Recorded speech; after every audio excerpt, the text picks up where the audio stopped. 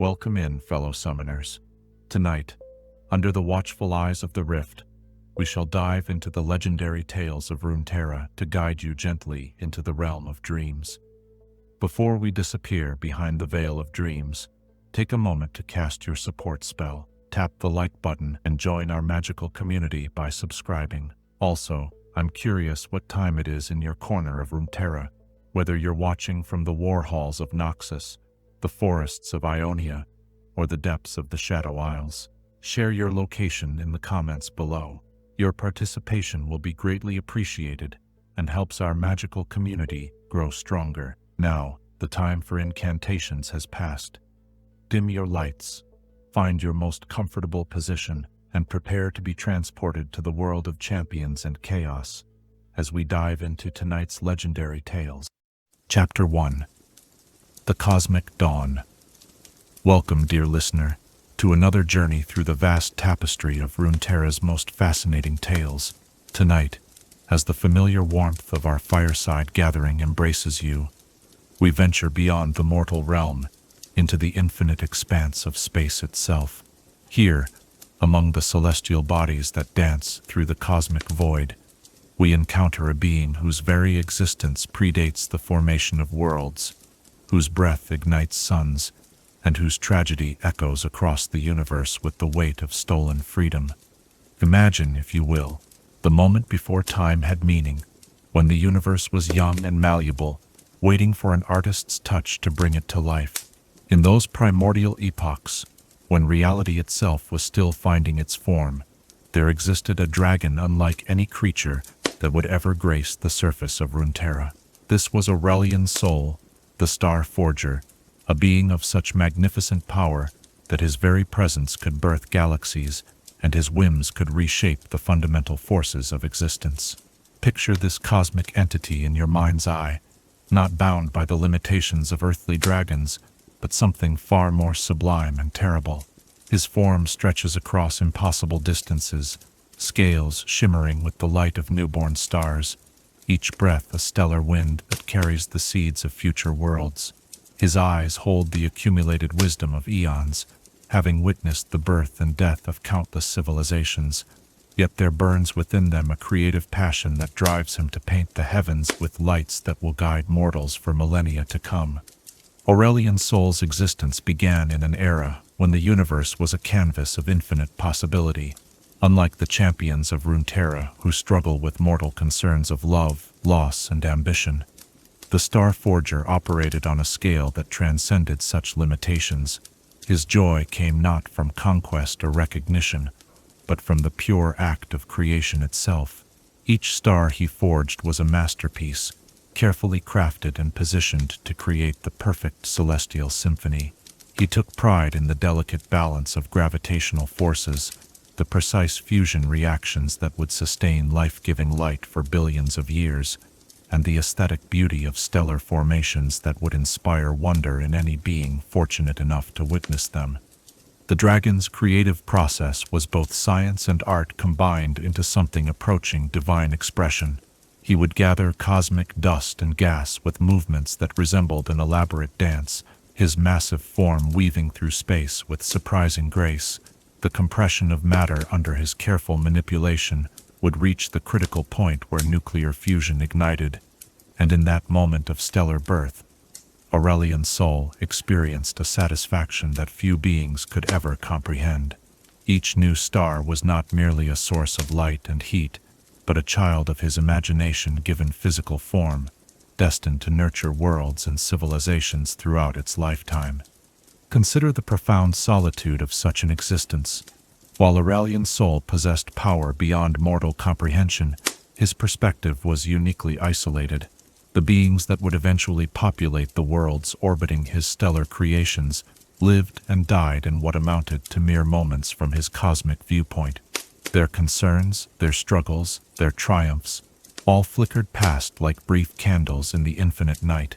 Yet there was no loneliness in this solitude, for the Star Forger found companionship in his work, each constellation a conversation with the universe itself. The dragon's domain encompassed not just the physical act of star creation, but the careful cultivation of cosmic ecosystems. He understood that the placement of each stellar body would influence the formation of planets, the development of atmospheres, and ultimately the emergence of life itself. This responsibility weighed upon him not as a burden, but as the ultimate creative challenge. How to balance the forces of creation and destruction, how to ensure that his stellar gardens would provide the perfect conditions for consciousness to evolve and flourish. In those ancient days, Aurelion Sol traveled freely through the cosmos, following his artistic inspiration wherever it might lead. He would spend eons perfecting a single star cluster, ensuring that the interplay of stellar winds and gravitational forces created patterns of sublime beauty. Other times, he would work on a galactic scale, seeding entire spiral arms with the foundations of future civilizations. His work was patient and methodical, for time held no urgency for a being who had witnessed the universe's birth and would likely observe its eventual end. The Star Forger's relationship with his creations was complex and deeply personal. Each star carried a fragment of his essence, a spark of his creative spirit that would continue burning long after he had moved on to other projects. In a very real sense, every point of light in the night sky represented a piece of Aurelion Sol's soul, distributed across the cosmos in an act of ultimate artistic expression. He could sense the health and vitality of his stellar children across vast distances, feeling their nuclear heartbeats like a cosmic pulse that connected him to every corner of the universe. During these golden eons of freedom, Aurelion Sol developed not just his creative abilities, but his understanding of the fundamental forces that governed reality. He learned to manipulate gravity and electromagnetism with the same ease that a painter might blend colors on a palette. The strong and weak nuclear forces became his tools for stellar engineering, allowing him to craft stars with precisely the characteristics needed for his grand design. This mastery was not gained through study or instruction, but through the direct experience of a being whose very existence was intertwined with the cosmic forces themselves. The beauty of Aurelion Sol's work extended beyond mere aesthetics into realms of profound meaning and purpose. His star formations served as beacons for emerging civilizations, their patterns encoding messages and wisdom that would guide species toward enlightenment. The constellations became libraries of cosmic knowledge, their positions and relationships telling stories that transcended language and culture. In this way, the Star Forger served not just as an artist, but as a teacher whose lessons were written in light across the heavens. Yet even in those days of perfect freedom, there were hints of the tragedy to come. As civilizations advanced, and their understanding of the cosmos grew, some began to take notice of the patterns in stellar formation. They recognized the deliberate artistry behind the arrangement of stars, and began to seek out the creator responsible for such magnificent works. Most species, upon achieving this level of cosmic awareness, approached the mystery with appropriate reverence and humility. They understood that they were in the presence of a force beyond their comprehension, and were content to marvel at the beauty of creation without seeking to control it. But among the stars that Aurelion Sol had lovingly crafted, there orbited a world called Runeterra, and upon that world arose beings who would view the Star Forger not as an artist to be revered, but as a tool to be enslaved. The aspects of Targon, celestial entities who had claimed dominion over that mountain peak, possessed an arrogance that blinded them to the sacred nature of cosmic creation. They saw Aurelion Sol's power and coveted it for their own purposes, beginning to devise plans that would forever alter the relationship between the mortal realm and the cosmic forces that sustained it. The first contact between Targon and the Star Forger was carefully orchestrated to appear as respectful acknowledgement of his artistry. The aspects approached with words of praise and admiration, recognizing his contributions to the beauty and order of the universe. They spoke of the inspiration his work provided to mortal civilizations and the way his stellar creations had guided the development of magic and consciousness throughout Runeterra's history. To a being who had worked in cosmic solitude for eons, this recognition felt like a validation of his life's purpose. But beneath the flowery words and ceremonial respect lay a calculated deception. The aspects of Targon had not sought out Aurelion's soul to honor him, but to bind him. They had studied his nature and power, identifying weaknesses and vulnerabilities that could be exploited.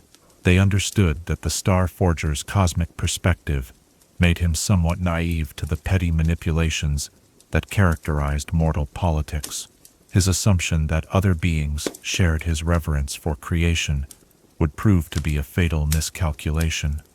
As our first chapter of this cosmic tragedy draws to a close, we leave Aurelion Sol in those final moments of his freedom, still creating and exploring the universe according to his own magnificent vision.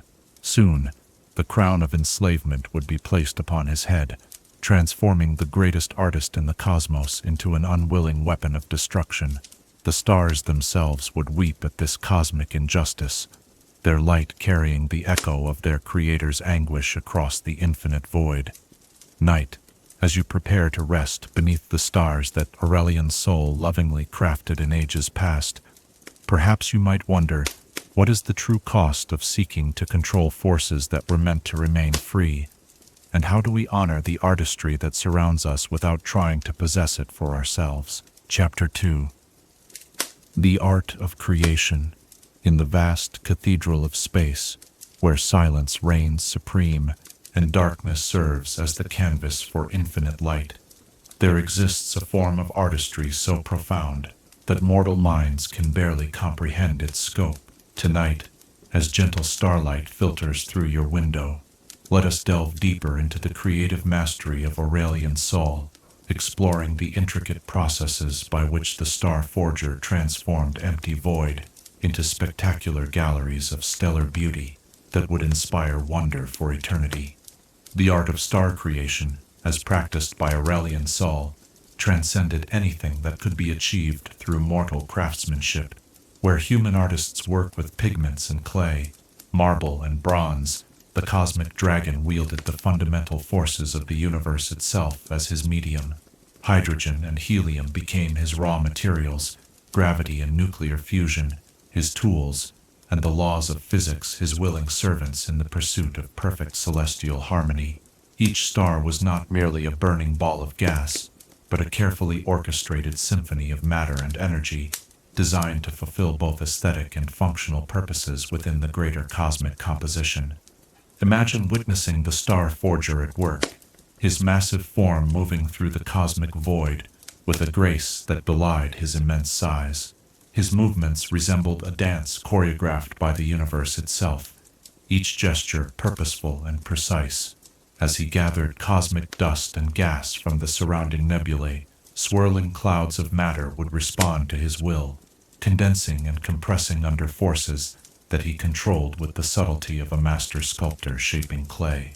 The temperature and pressure would build gradually, Aurelion's soul monitoring every variable with senses that could perceive quantum fluctuations and gravitational waves as easily as a painter might observe the play of light and shadow across a landscape. The moment of stellar ignition represented the climax of this cosmic artistry. As the gathered matter reached the critical threshold for nuclear fusion, Aurelion's soul would guide the process with exquisite care, ensuring that the star would burn with precisely the right intensity, spectral composition, and longevity to serve its intended purpose. The burst of light that marked a new star's birth was not just a physical phenomenon, but a moment of profound creative fulfillment for the dragon who had nurtured it into existence. In that brilliant flare, matter transformed into energy according to the most fundamental equation of physics, and Aurelion's soul experienced the satisfaction of having added another permanent fixture to the universe's grand design. But the Star Forger's artistry extended far beyond the creation of individual stars. He understood that true cosmic beauty lay in the relationships between celestial bodies, the way their gravitational influences created intricate orbital dances, and how their combined light painted patterns across the darkness that would serve as navigation aids and sources of inspiration for countless civilizations yet to be born. He would position binary star systems to create spectacular displays of eclipsing light, arrange star clusters in formations that told stories readable by those with sufficient astronomical knowledge, and craft entire stellar neighborhoods where the interplay of stellar winds and radiation would nurture the formation of planets capable of supporting life.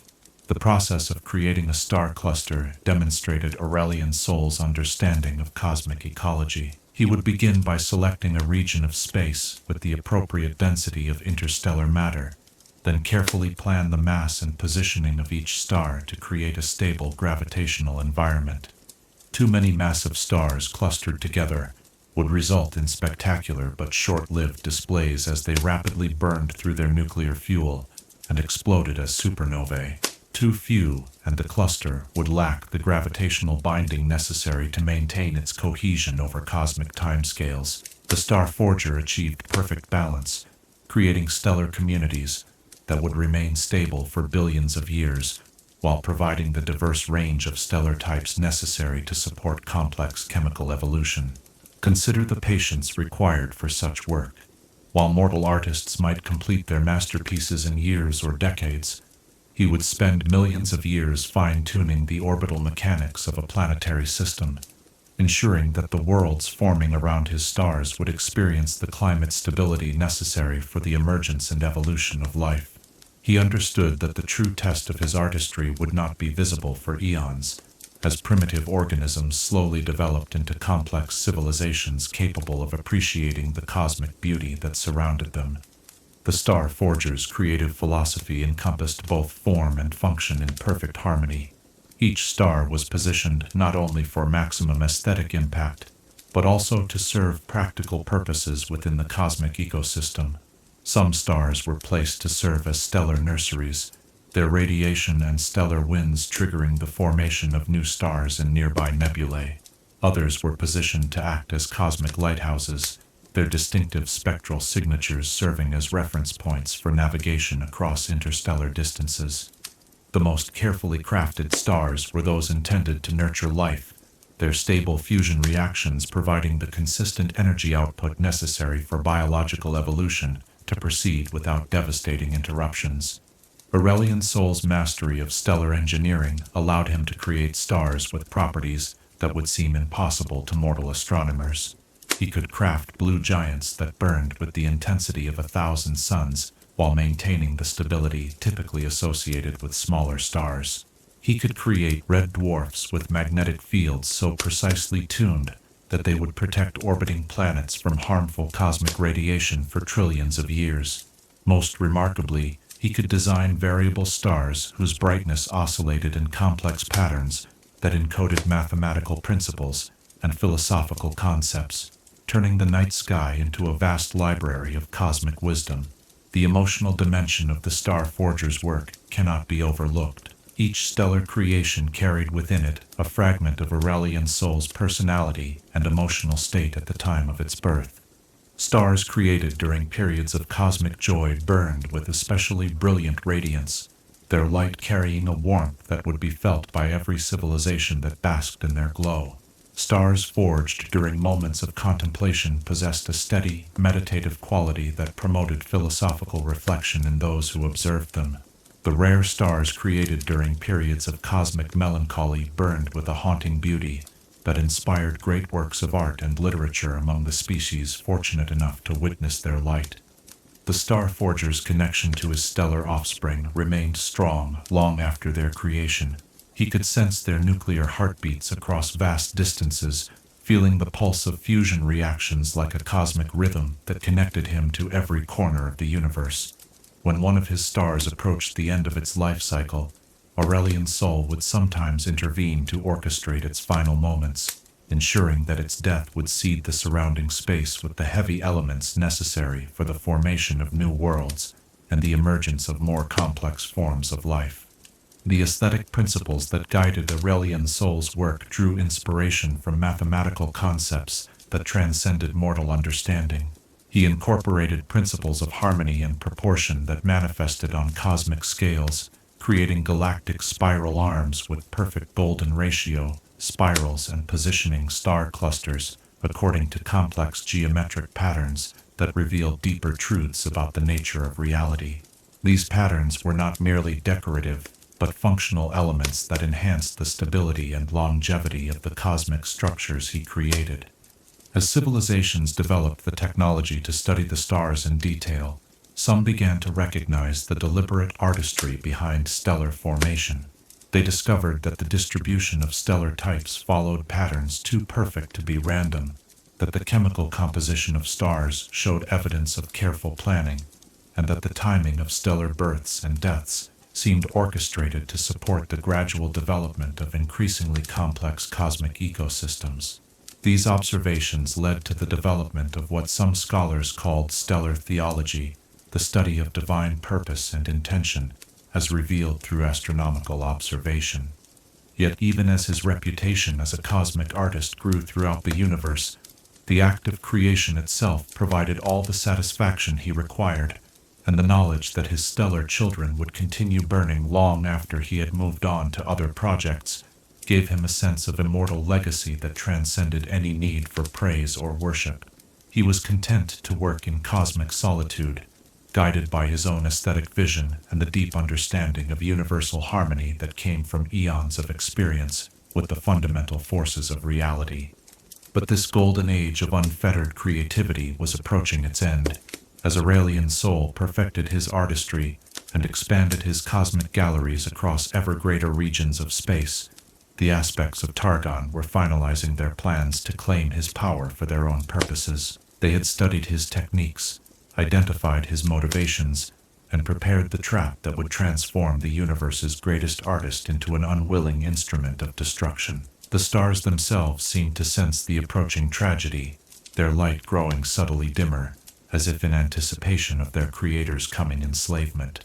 The cosmic irony was profound. The very perfection of Aurelion's soul's artistry had attracted the attention of those who would destroy his freedom. His stellar masterpieces served as beacons that announced his presence to entities who viewed his power not as something to be admired, but as a resource to be exploited. The beauty he had created with such love and patience would become the bait in a trap designed to steal his autonomy and bend his creative force toward purposes that violated everything he held sacred. As we conclude this exploration of the Star Forger's artistic mastery, we are left with a bittersweet appreciation for the beauty that surrounds us in the night sky. Every star visible to the naked eye represents not just a distant sun, but a work of art crafted by a being whose creative passion exceeded anything mortals could imagine. The constellations that guide travelers and inspire poets are the gallery exhibitions of a cosmic artist whose freedom was stolen by those who mistook power for possession.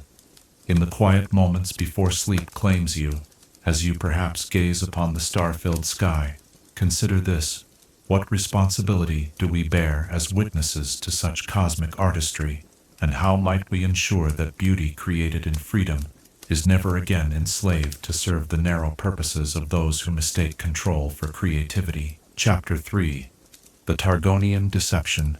Among the countless worlds that orbit the stars crafted by Aurelion's soul's patient artistry, there existed one small planet whose inhabitants would dare to reach beyond their mortal limitations and grasp at powers meant to remain forever free.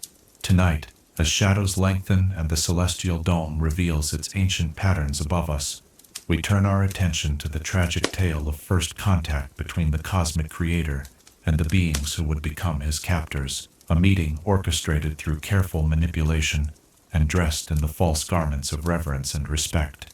The world of Runeterra, blessed with rich magical energies and diverse civilizations, had long benefited from Aurelion's soul's stellar craftsmanship. The sun that warmed its continents, the stars that guided its navigators, and the cosmic forces that fed its magical nexuses all bore the signature of the Star Forger's deliberate design. Yet the inhabitants of this world remained largely unaware of their cosmic benefactor, content to study the effects of stellar phenomena without seeking to understand their ultimate source. Most civilizations developed mythologies that explained the heavens through the lens of their own cultural perspectives, never suspecting that the patterns they observed were the result of conscious artistic intention rather than random cosmic evolution. But atop Mount Targon, that towering peak which pierced the very heavens themselves, there dwelt entities who possessed a broader perspective on cosmic affairs. The aspects of Targon were not mortal beings bound by the limitations of planetary existence, but celestial forces that had chosen to manifest within the physical realm. They possessed knowledge that spanned star systems and awareness that encompassed the fundamental forces governing reality itself. Unlike the civilizations that flourished in the lowlands, the aspects understood that the universe bore the clear signature of deliberate creation, and they had identified the source of that creative power in the form of Aurelion's soul. The aspects' initial interest in the Star Forger arose not from artistic appreciation, but from strategic calculation. They observed the cosmic dragon's work with the cold assessment of generals studying a potential weapon, rather than art lovers admiring a masterpiece. They recognized that Aurelion's soul's power to create stellar bodies implied an equal capacity for stellar destruction, and they began to envision applications for such abilities that extended far beyond the realm of cosmic artistry. Where the Star Forger saw beauty and harmony, the aspects saw opportunity and advantage in their ongoing struggles with entities that threatened their dominion over Targon's celestial realm.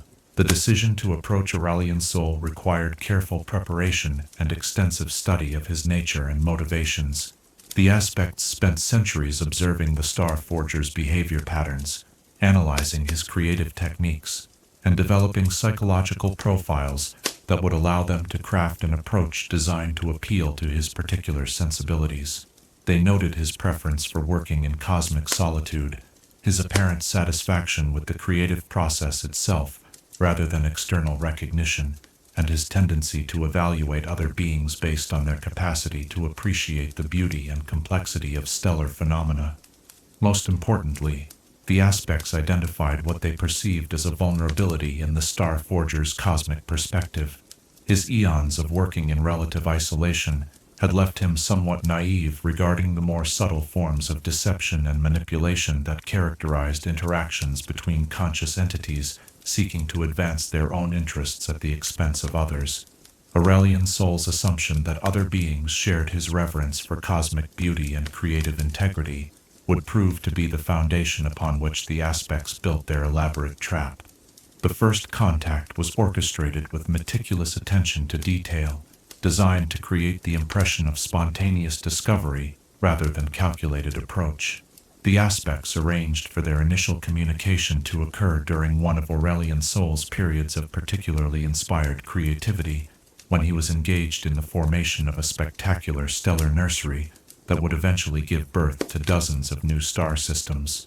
They approached with words of wonder and admiration, expressing genuine awe at the beauty of his work, and demonstrating a level of cosmic awareness that immediately distinguished them from the countless mortal civilizations that remained oblivious to his existence.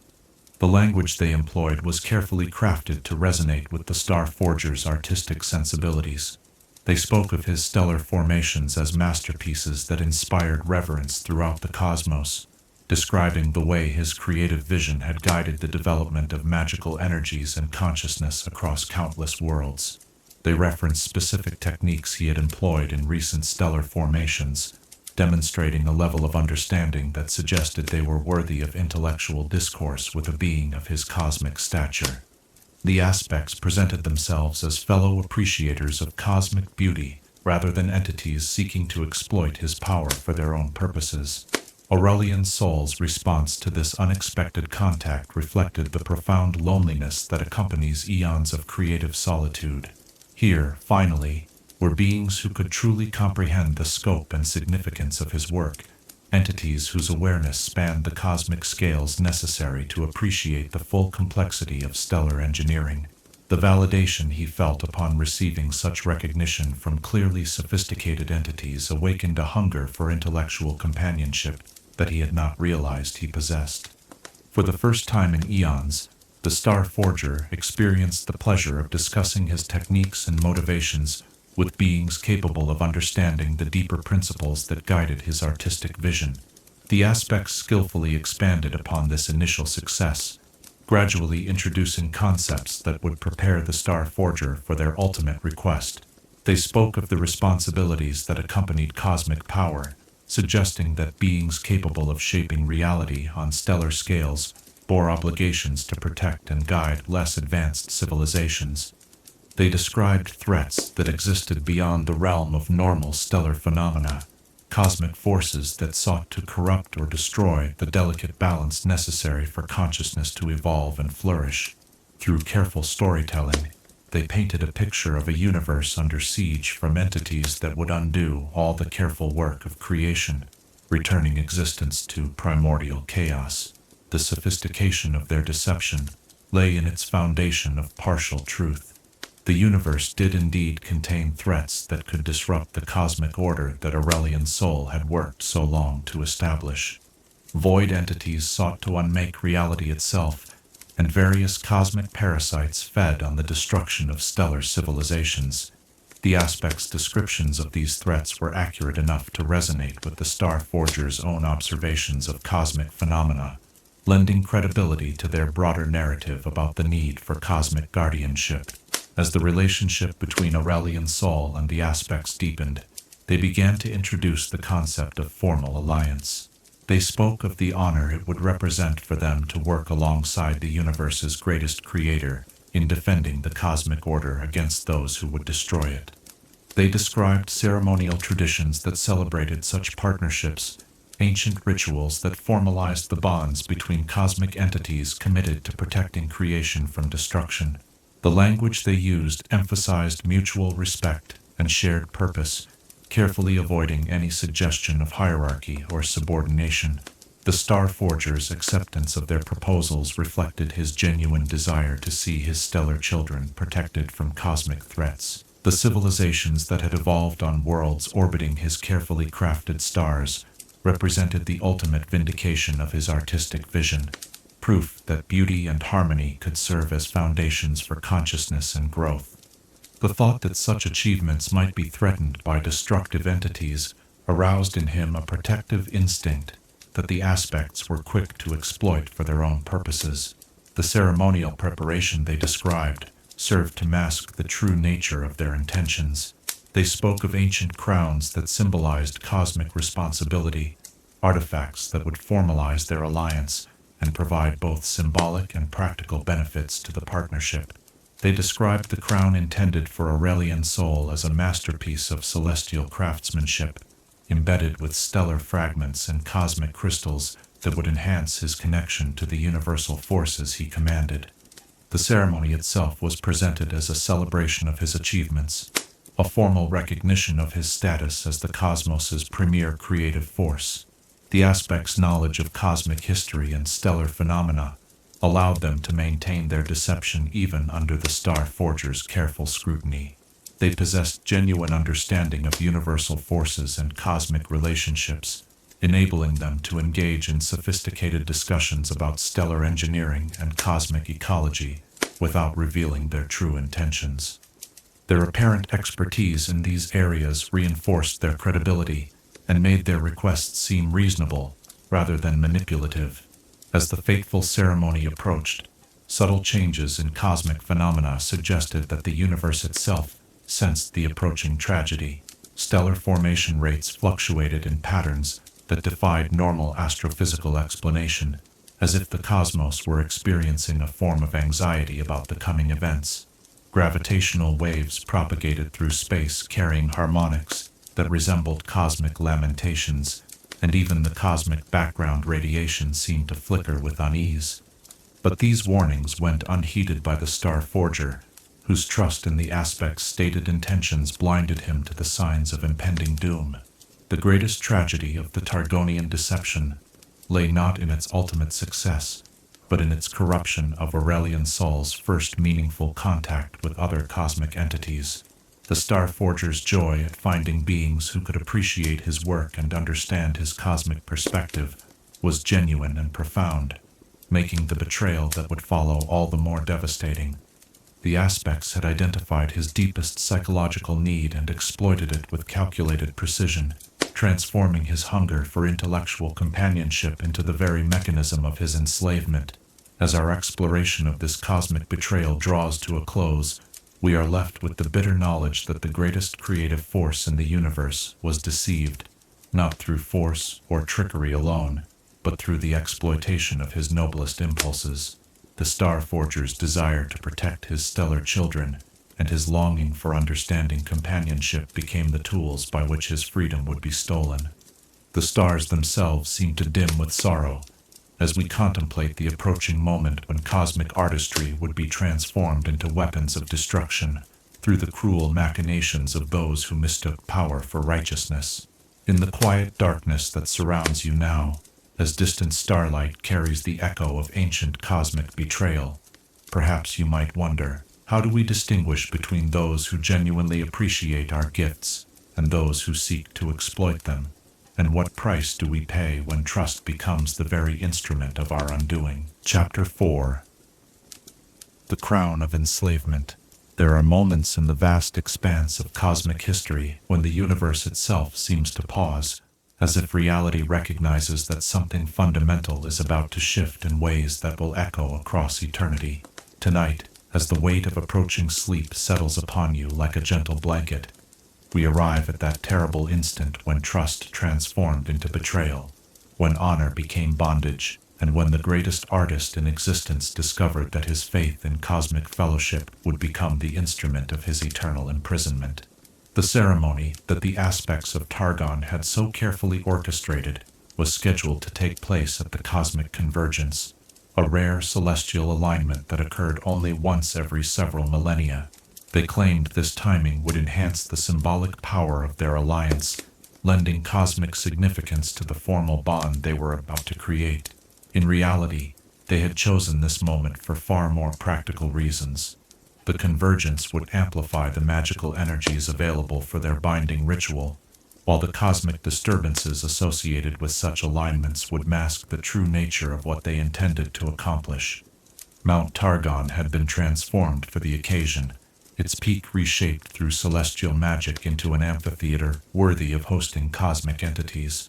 Crystalline formations channeled starlight into intricate patterns that painted the mountainside with shifting aurora displays, while gravity itself was manipulated to create platforms that could support beings of Aurelion Sol's immense scale. The aspects had spared no effort in creating an environment that would convince the Star Forger that he was being honored rather than ensnared, surrounding the ceremony site with displays of cosmic beauty that rivaled his own stellar artistry.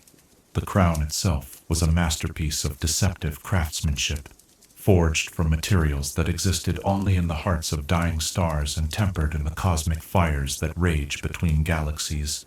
Its surface was embedded with fragments of crystallized starlight, each shard containing the compressed essence of stellar formation processes that Aurelion Sol himself had perfected over eons of cosmic artistry. To his eyes, the crown appeared to be a celebration of his greatest achievements, a physical manifestation of cosmic appreciation for his contributions to universal beauty and order.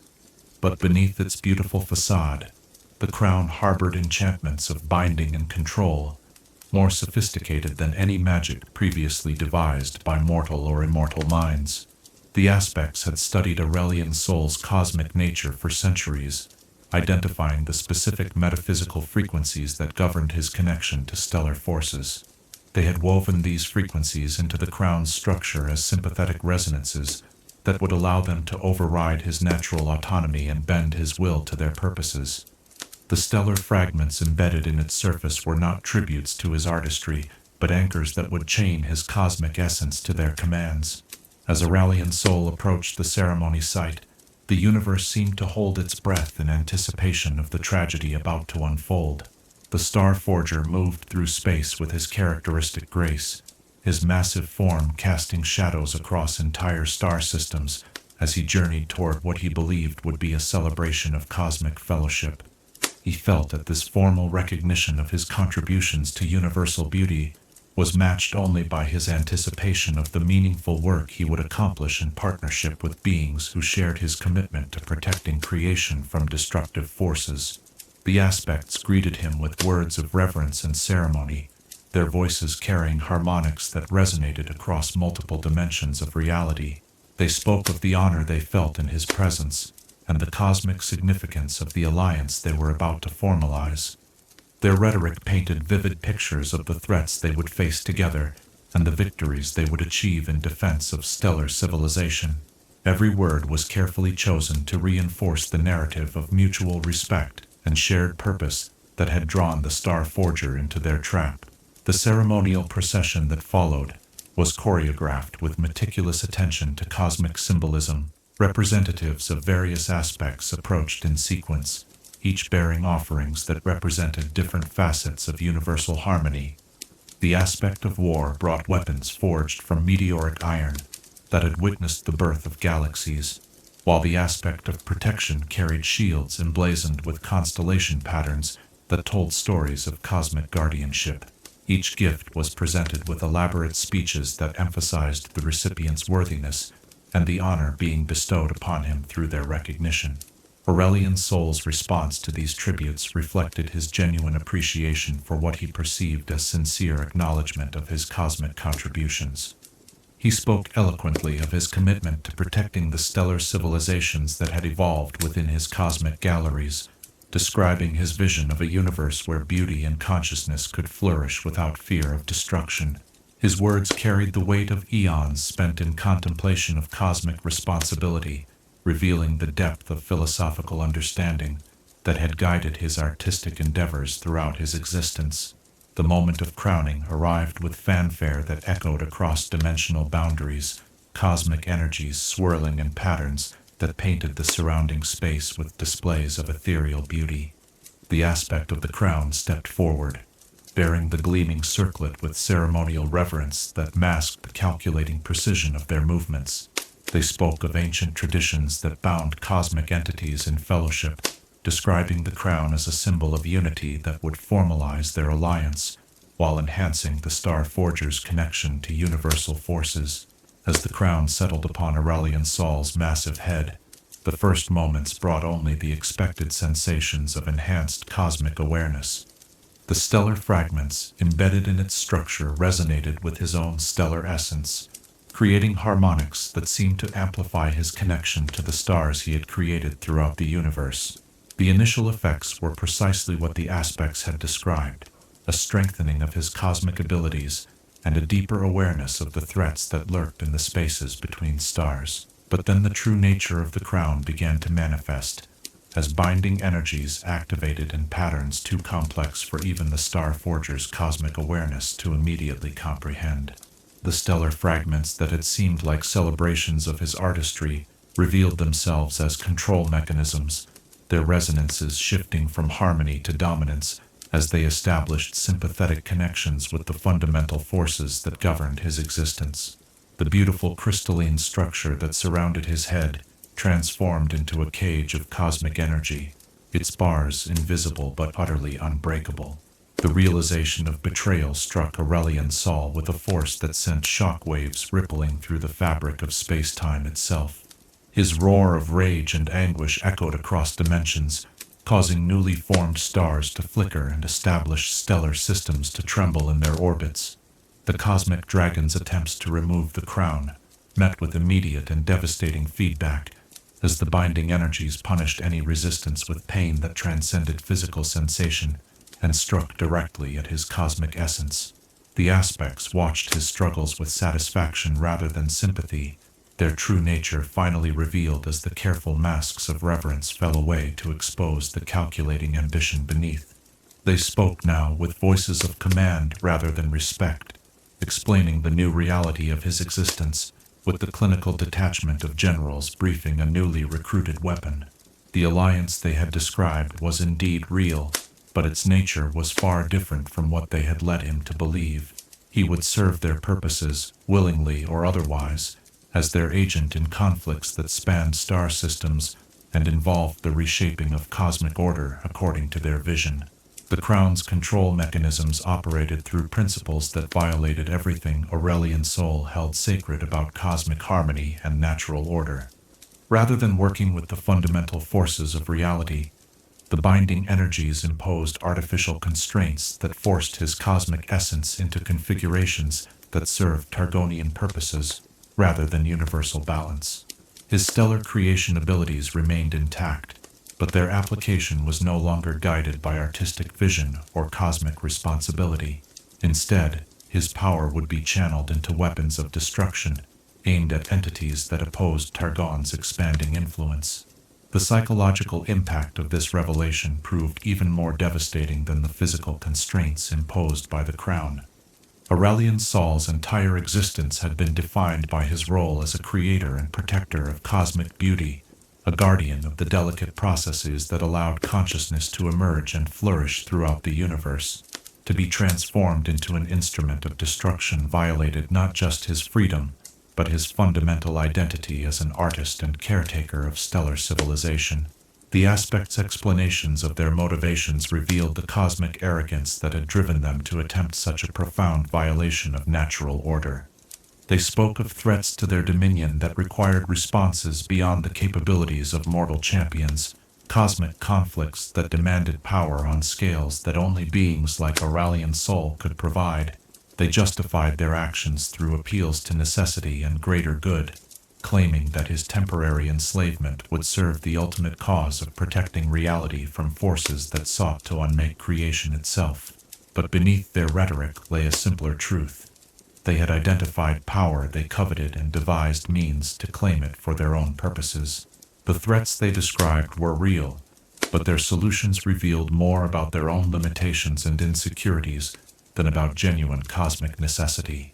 Rather than seeking to understand and work with forces beyond their control, they had chosen to impose control through deception and magical compulsion, transforming potential allies into unwilling servants. The immediate aftermath of the crown's placement brought changes that rippled throughout the cosmic order. Stars that Aurelion Sol had created began to burn with different spectral signatures, their light carrying undertones of anguish and rage that would influence the development of civilizations for millennia to come. The harmonious stellar formations that had characterized his artistic periods gave way to configurations optimized for strategic rather than aesthetic purposes, as his creative abilities were redirected toward supporting Targonian military objectives. The universe itself seemed to mourn the loss of its greatest artist, as cosmic background radiation carried harmonics of lamentation across intergalactic distances. Gravitational waves propagated patterns that resembled cosmic sobbing, while the quantum vacuum fluctuated in ways that suggested reality was experiencing a form of grief at the perversion of one of its most fundamental creative forces. Even mortal astronomers on distant worlds noticed subtle changes in stellar behavior that they could not explain through conventional astrophysical models. As our exploration of this cosmic tragedy reaches its conclusion, we are left with the bitter knowledge that the universe's greatest creative force had been transformed into an unwilling weapon through the calculated exploitation of his noblest impulses. The crown that was supposed to symbolize cosmic fellowship had become a shackle that bound not just his physical form, but his very essence to purposes that violated everything he held sacred about creation and cosmic responsibility. In the darkness that surrounds you now, as you prepare to surrender to sleep's gentle embrace, perhaps you might reflect upon this. How do we guard against those who would corrupt our greatest gifts and transform our capacity for creation into instruments of destruction? And what does it mean when trust itself becomes the mechanism through which freedom is lost? Chapter 5. Forced Service. In the depths of cosmic night, where shadows between stars hold memories of civilizations that once flourished and now exist only as whispers in the quantum void, we encounter the darkest chapter of Aurelion Sol's existence. Tonight, as silence settles around you like a protective embrace, let us explore those terrible eons when the universe's greatest creator was forced to become its most reluctant destroyer, wielding powers meant for stellar birth in service of cosmic annihilation at the command of masters who had stolen his freedom through calculated betrayal. The first assignment came within cycles of the crown's placement, delivered with the cold efficiency that would characterize all subsequent commands from the aspects of Targon. They spoke of a stellar system in a distant galaxy where civilizations had risen to challenge Targonian authority, developing technologies and magical practices that threatened to disrupt the cosmic order that the aspects claimed to protect. The worlds orbiting these stars had achieved remarkable harmony between technology and nature, creating societies that represented the pinnacle of what conscious evolution could accomplish when guided by wisdom rather than ambition. Aurelion's soul's resistance to this first command met with immediate and overwhelming retaliation from the crown's binding energies. The pain that coursed through his cosmic essence transcended any physical sensation, striking directly at the fundamental forces that comprised his stellar being. The crown's magic forced compliance, not through simple coercion, but through the systematic suppression of his will, overriding his natural impulses and replacing them with artificial compulsions that aligned with Targonian objectives. His stellar creation abilities remained intact, but their application was inverted, twisted from instruments of cosmic beauty into weapons of unimaginable destruction. The approach to that first doomed system filled the Star Forger with a mixture of rage and despair that would echo throughout his subsequent centuries of forced servitude. As he drew near to stars that reminded him of his own artistic achievements, he could sense the vibrant civilizations that had evolved within their light, societies that had achieved the delicate balance between individual growth and collective harmony that represented the ultimate vindication of his creative vision. These were precisely the kinds of achievements that his stellar artistry had been intended to nurture and protect.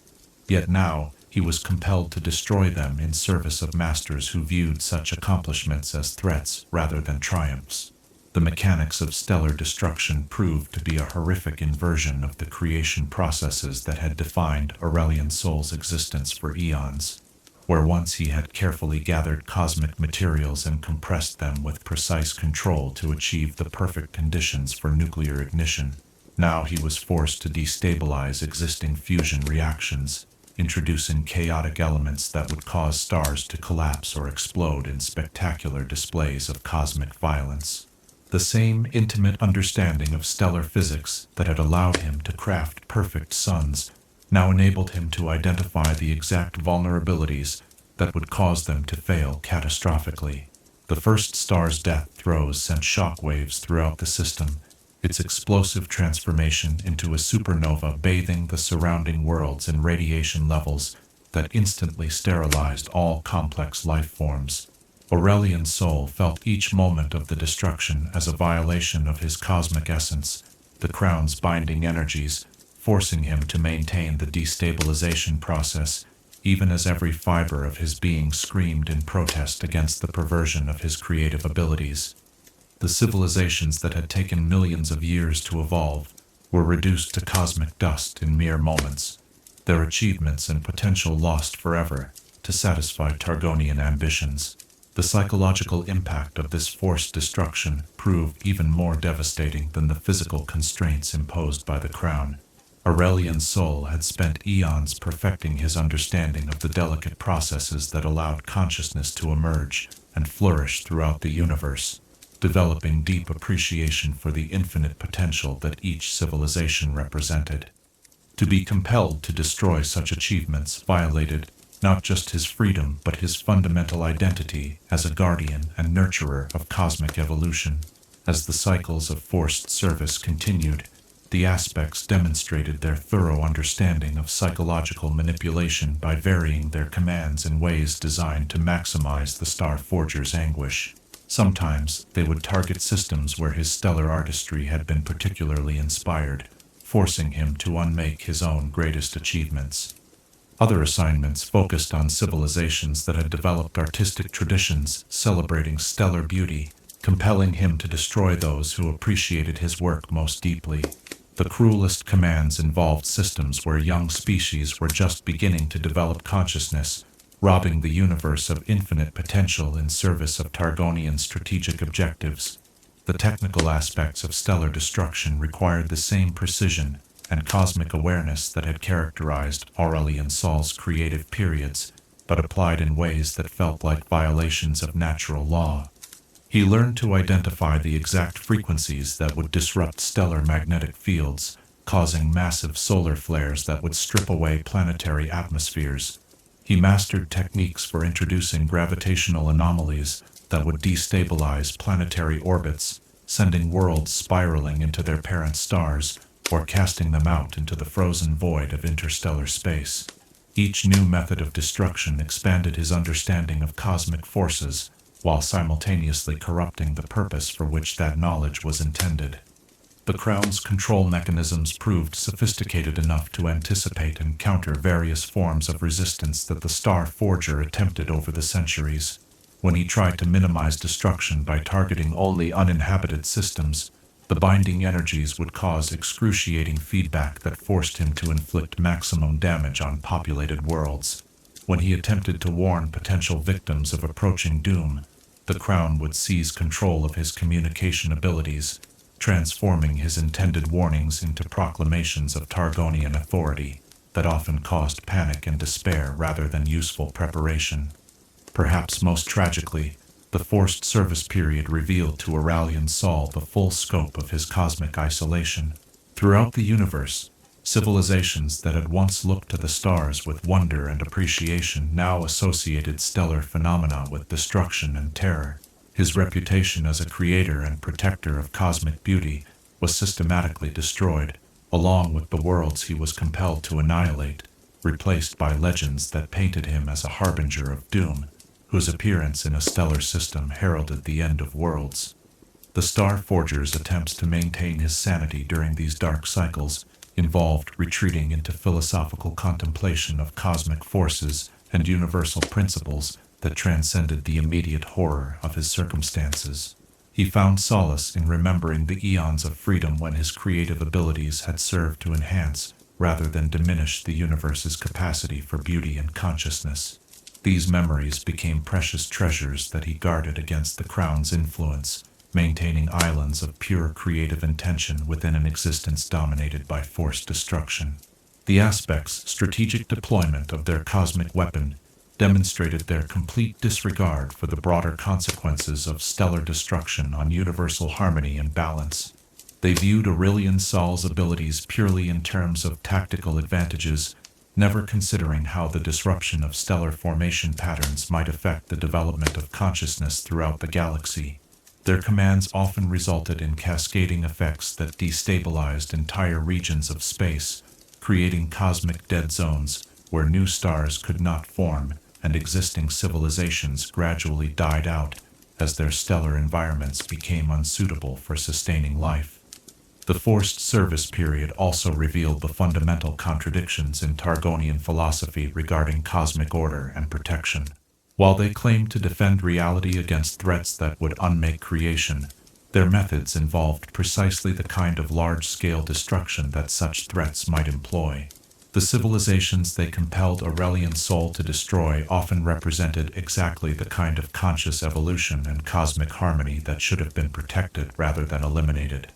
Their actions suggested that they feared competition more than chaos, viewing advanced civilizations as threats to their authority rather than achievements worthy of preservation.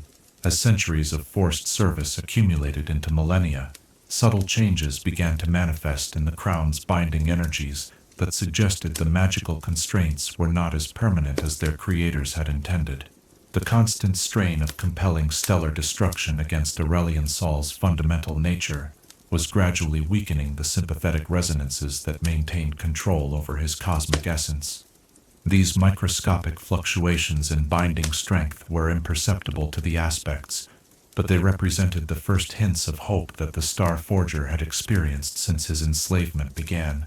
The psychological adaptation required to survive extended periods of forced service involved developing a form of cosmic dissociation that allowed Aurelion Sol to separate his essential identity from the actions he was compelled to perform. He learned to view his bound existence as a temporary aberration in his eternal existence, a cosmic storm that would eventually pass and allow him to return to his true purpose as a creator and guardian of stellar beauty. This philosophical framework helped preserve his sanity, but could not eliminate the profound grief he felt for each civilization destroyed by his unwilling hand. The impact of forced service extended beyond immediate destruction to encompass broader changes in cosmic evolution and development. Regions of space that had been targeted by Targonian commands showed disrupted patterns of stellar formation that would persist for eons, creating cosmic scars that served as permanent reminders of the violations committed against natural order. The loss of advanced civilizations eliminated potential sources of wisdom and innovation that might have contributed to universal understanding and cosmic harmony. As our exploration of this dark period draws toward its conclusion, we are confronted with the profound injustice of cosmic power being perverted to serve purposes that violated every principle of creative responsibility and universal guardianship. The Star Forger's forced service represents not just personal tragedy, but a cosmic crime that diminished the universe's capacity for beauty, consciousness, and evolutionary potential in service of narrow political objectives disguised as cosmic necessity. In the stillness that surrounds you now, as you prepare to release the day's concerns and drift toward peaceful rest, perhaps you might consider this sobering truth. How do we resist the forces that would corrupt our deepest gifts and transform our capacity for creation into instruments of destruction?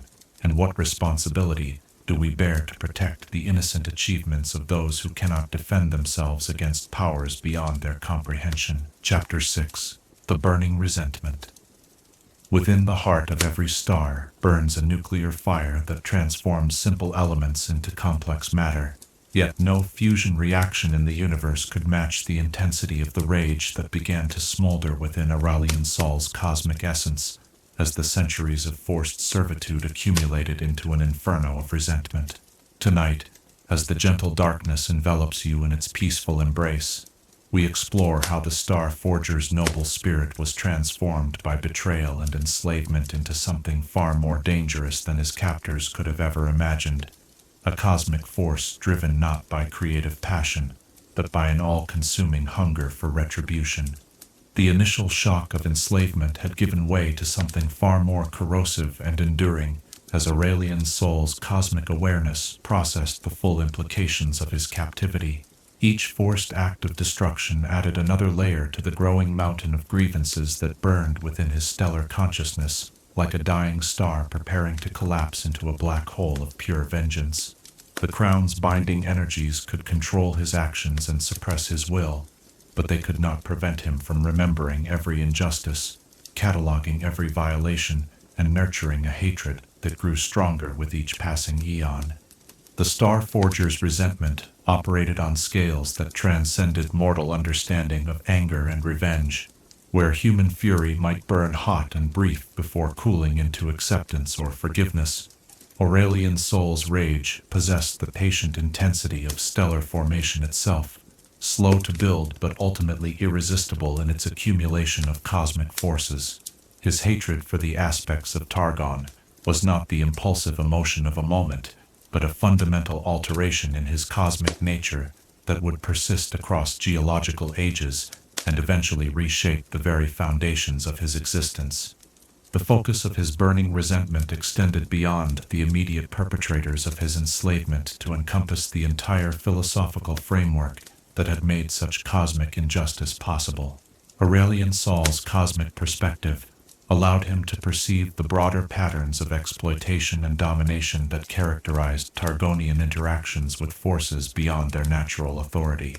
His captivity was not an isolated incident, but part of a systematic approach to cosmic governance that viewed power as something to be seized rather than earned, and freedom as a privilege to be granted or withdrawn according to strategic convenience.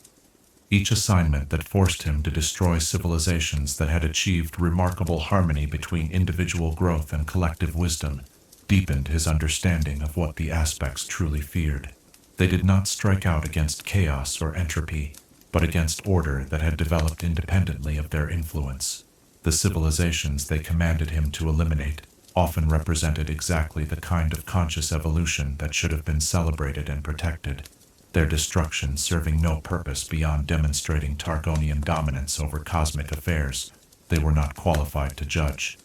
The psychological mechanisms through which cosmic resentment manifested differed significantly from mortal experiences of anger and revenge. Aurelion Sol's hatred operated through his deep connection to stellar forces and universal constants, causing subtle alterations in the fundamental frequencies that governed his interaction with reality itself. His rage became woven into the fabric of space-time around him, creating gravitational distortions that reflected his emotional state and magnetic field fluctuations that carried the resonance of his fury across interstellar distances. The crown's binding energies proved incapable of suppressing these deeper manifestations of resentment, as they operated through aspects of cosmic nature that the aspects had never fully understood. While they could force compliance with specific commands and prevent direct rebellion, they could not alter the fundamental character of stellar consciousness or eliminate the natural consequences of prolonged psychological abuse applied to a being whose existence spanned cosmic ages. The Star Forger's hatred grew like a stellar nursery in the depths of space, invisible until critical mass was achieved, but ultimately destined to birth forces that would reshape the surrounding cosmic environment. The planning that began to occupy Aurelion Sol's thoughts during the forced service period reflected both his vast intelligence and his intimate understanding of cosmic forces that exceeded anything the aspects possessed. He began to analyze the crown's binding mechanisms with the same systematic approach he had once applied to stellar engineering, identifying subtle patterns in its magical resonances that suggested potential vulnerabilities. His cosmic awareness allowed him to perceive temporal fluctuations in the binding energies that occurred over scales of centuries, variations too small for mortal observation, but potentially significant when accumulated across the vast timescales of his existence. The resentment that burned within him served as fuel for intellectual exercises that helped preserve his sanity while simultaneously preparing for eventual liberation. He would spend decades analyzing the strategic implications of Targonian commands, developing deep understanding of their military objectives and political vulnerabilities. The aspects' reliance on his power revealed weaknesses in their own cosmic capabilities that could potentially be exploited if he ever regained his freedom. Knowledge of their dependencies and limitations became weapons in a psychological arsenal that he carefully assembled against the day when circumstances might allow their deployment. The Star Forger's hatred extended beyond simple desire for revenge to encompass a broader commitment to cosmic justice that had been violated by his enslavement. His resentment was not merely personal but philosophical, a rejection of the fundamental assumptions about power and authority that had enabled the aspects to believe they possessed the right to bind and control forces beyond their understanding. The injustice of his situation represented a cosmic crime that demanded not just personal vindication, but correction of the imbalances that had made such violations possible. The gradual accumulation of resentment began to manifest in subtle ways that the aspects initially failed to recognize. The stellar destructions he was forced to perform began to carry undertones of fury that affected the spectral characteristics of the resulting cosmic phenomena. Supernova explosions took on unusual color patterns that reflected his emotional state, while the gravitational waves generated by stellar collapses carried harmonics that resembled cosmic screams of rage. These signatures were too subtle for the aspects to detect, but they served as a form of cosmic graffiti, evidence that the Star Forger's essential nature remained unbroken despite his physical bondage. The patience required to nurture resentment across cosmic timescales demonstrated aspects of Aurelion Sol's character that his captors had failed to appreciate. They had assumed that a being accustomed to thinking in terms of stellar lifespans would eventually accept his circumstances and adapt to his new role as their weapon. Instead, his cosmic perspective enabled him to view his current enslavement as a temporary aberration in his eternal existence, a brief but intolerable interruption that would ultimately be corrected through the application of sufficient time and accumulated fury. The intellectual dimensions of his resentment involved not just planning for revenge, but developing comprehensive understanding of justice and cosmic law that would guide his actions when freedom was finally achieved. Aurelion Sol's hatred was not blind rage seeking indiscriminate destruction, but carefully focused fury that demanded proportional response to the crimes committed against him and the universe itself. His cosmic awareness allowed him to perceive the broader consequences of Targonian actions beyond their immediate strategic objectives, understanding how their exploitation of his power had disrupted natural patterns of cosmic evolution and stellar development. The burning resentment that grew within him began to affect his perception of time and causality in ways that suggested his eventual liberation was not just hoped for, but inevitable. His hatred operated according to cosmic principles that transcended the magical constraints imposed by the crown, creating probability cascades that gradually shifted universal forces toward configurations that would eventually enable his freedom. The aspects had bound his actions and suppressed his will, but they could not prevent the slow accumulation of cosmic pressures that would ultimately overwhelm their artificial constraints. The resentment that burned within Aurelion's soul was matched by an equally intense commitment to reclaiming his identity as a creator and guardian of cosmic beauty. His hatred for his captors was balanced by love for the stellar children he had been forced to destroy and determination to prevent future violations of cosmic order. The fury that sustained him through the darkest periods of his enslavement was not merely destructive emotion, but creative force perverted by circumstances and waiting for the opportunity to return to its natural expression as protector and nurturer of conscious evolution. As centuries of accumulated resentment condensed into millennia of cosmic fury, subtle changes began to manifest in the crown's binding energies that suggested the magical constraints were approaching their limits. The constant strain of containing stellar rage on such scales was gradually degrading the sympathetic resonances that maintained control over his cosmic essence. These microscopic fluctuations in binding strength were imperceptible to the aspects, but they represented the first physical evidence that his resentment was becoming a force capable of challenging their artificial authority. The philosophical evolution of his hatred revealed depths of cosmic understanding that his captors had never possessed. Aurelion Sol's resentment was not simply emotional reaction to personal injustice, but intellectual rejection of the fundamental assumptions about power and control that had enabled his enslavement.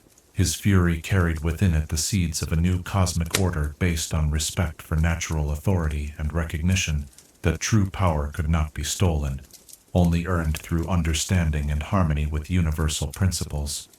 As our exploration of the Starforger's burning resentment draws toward its conclusion, we are left with the sobering recognition that cosmic injustice had transformed the universe's greatest creator into its most patient and determined enemy of those who would pervert natural order for artificial advantage.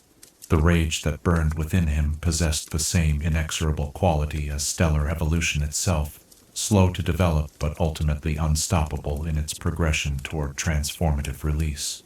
In the quiet darkness that surrounds you now, as you prepare to surrender consciousness to sleep's gentle embrace, perhaps you might reflect upon this eternal truth. How do we distinguish between righteous anger that serves justice and blind fury that perpetuates cycles of destruction? And what responsibility do we bear to ensure that our own resentments serve the cause of cosmic balance rather than personal vengeance?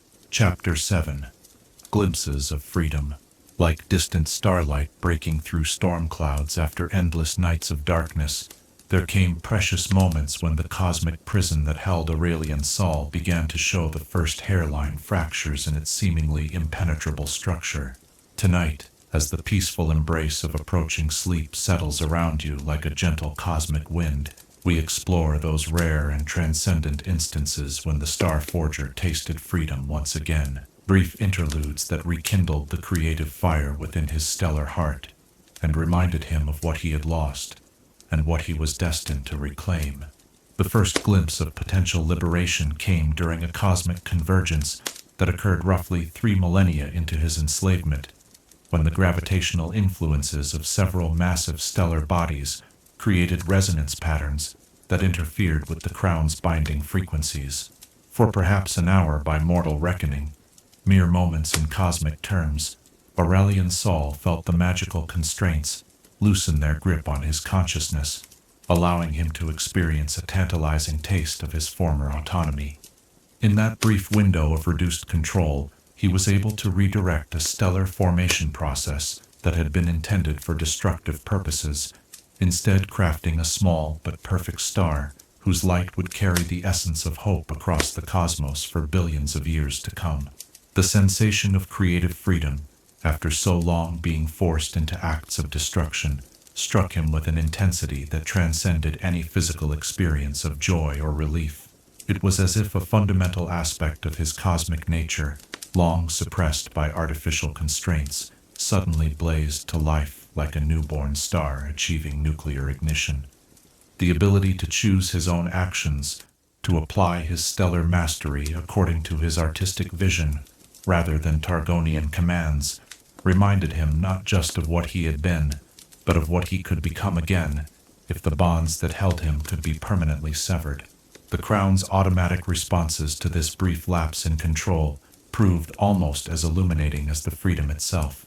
The binding energies surged back with devastating force, inflicting punishment that seemed designed not just to reassert control, but to discourage any future attempts at resistance. Yet in the pattern of that retaliation, Aurelion Sol's cosmic awareness detected subtle irregularities that suggested the magical constraints were not as perfectly stable as their creators believed. The Crown's responses carried undertones of strain, as if the constant effort of binding stellar forces was gradually wearing away at the mystical mechanisms that maintained his captivity. Subsequent glimpses of freedom followed no predictable pattern, occurring during cosmic events that created temporary disruptions in the Crown's controlling frequencies. Solar storms generated by stars he had created in happier ages sometimes produced electromagnetic interference that caused momentary lapses in the binding energies. Gravitational waves from distant galactic collisions occasionally created resonance patterns that temporarily overwhelmed the Crown's magical circuitry.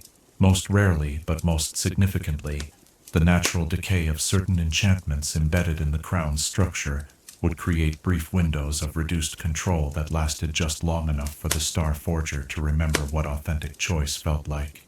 During one particularly extended period of weakened control, lasting nearly a full day as mortals measured time, Aurelion's soul was able to engage in something approaching genuine stellar artistry for the first time since his enslavement began. He crafted a binary star system whose orbital dynamics created a gravitational lens effect that focused cosmic background radiation into patterns resembling stellar script, a message of hope and endurance that he encoded in the fundamental structure of space-time itself. The message would remain readable to any being with sufficient cosmic awareness for eons to come, serving as both artistic expression and subtle rebellion against those who sought to silence his creative voice. The psychological impact of these glimpses of freedom proved to be both blessing and curse, providing essential reminders of his true nature while simultaneously making his return to bondage all the more agonizing. Each taste of autonomy was followed by a crushing return to forced compliance, the contrast serving to highlight the full horror of his situation with renewed clarity. Yet rather than driving him toward despair, these experiences strengthened his resolve by proving that the Crown's control was not absolute and that the fundamental essence of his stellar nature remained intact beneath the artificial constraints. The Star Forger began to analyze these moments of partial freedom with the same systematic approach he had once applied to stellar engineering, developing detailed understanding of the conditions that created opportunities for reduced control. He identified patterns in cosmic phenomena that correlated with Crown malfunctions, mapping the complex interactions between natural forces and magical constraints that occasionally aligned to create windows of diminished bondage. This knowledge became the foundation for increasingly sophisticated attempts to predict and perhaps eventually trigger such opportunities. The creative works he accomplished during these brief interludes of freedom carried emotional resonances that differed markedly from anything produced during his periods of forced service. Stars crafted during moments of partial liberation burned with distinctive spectral signatures that conveyed hope, defiance, and unbroken artistic vision to any being capable of reading such cosmic communications. These stellar beacons served as messages in bottles cast into the cosmic ocean, carrying proof that the universe's greatest artist still lived and created despite his captivity. Perhaps most significantly, the glimpses of freedom allowed Aurelion Sol to begin developing techniques for working within and around the Crown's constraints without triggering immediate punishment. He learned to introduce subtle variations in the stellar destructions he was forced to perform, modifications so small that they escaped the Crown's monitoring systems, but accumulated over time into patterns that conveyed meaning to sufficiently advanced observers. Through microscopic adjustments in gravitational fields and infinitesimal alterations in stellar fusion rates, he began encoding messages of resistance and warnings about Targonian activities into the cosmic phenomena he was compelled to create. The most profound glimpse of freedom occurred during a cosmic event of unprecedented scale, the collision of two galaxy clusters that created gravitational distortions, affecting the structure of space-time across vast regions of the universe. The cosmic chaos generated by this galactic catastrophe overwhelmed the Crown's magical systems for nearly a month, during which Aurelion's soul experienced the closest thing to genuine liberation he had known since his enslavement began. In that precious window of reduced control, he was able to rescue several civilizations from destruction by subtly altering the trajectories of cosmic debris, demonstrating that his fundamental nature as protector and creator remained unchanged despite centuries of forced service as a weapon. The Crown's responses to this extended period of reduced control revealed the true sophistication of the binding mechanisms the aspects had created. Rather than simply reasserting control through brute force, the magical constraints adapted their approach, developing new methods of monitoring and punishment specifically designed to prevent similar lapses in the future. The Crown began anticipating cosmic events that might create interference, preemptively adjusting its binding frequencies to maintain control even during periods of universal chaos. This adaptive capability suggested that the aspects had invested far more effort in perfecting their cosmic prison than Aurelion's soul had initially realized. Yet even as the Crown's control mechanisms grew more sophisticated, the glimpses of freedom continued to occur with irregular frequency, suggesting that the fundamental conflict between artificial constraint and stellar nature was creating stresses that no amount of magical engineering could completely eliminate. Each taste of autonomy, however brief, provided essential data about the Crown's vulnerabilities, while simultaneously nourishing the creative spark that kept Aurelion's soul's essential identity intact beneath layers of imposed compliance. The cumulative effect of these experiences began to alter the Star Forger's approach to his captivity in subtle but significant ways. Rather than viewing his enslavement as a static condition to be endured until external circumstances changed, he began to perceive it as a dynamic situation that could be influenced through patient application of cosmic forces and careful exploitation of the Crown's limitations. The glimpses of freedom proved that liberation was not just theoretically possible, but practically achievable given sufficient time and strategic thinking. The hope that sustained him through the darkest periods of forced service was no longer based solely on faith in eventual cosmic justice, but on direct experience of the Crown's fallibility and growing understanding of the conditions that could trigger its failure. Each moment of partial freedom provided both immediate relief from the agony of forced compliance and valuable intelligence about the mechanisms that could eventually be exploited to achieve permanent liberation.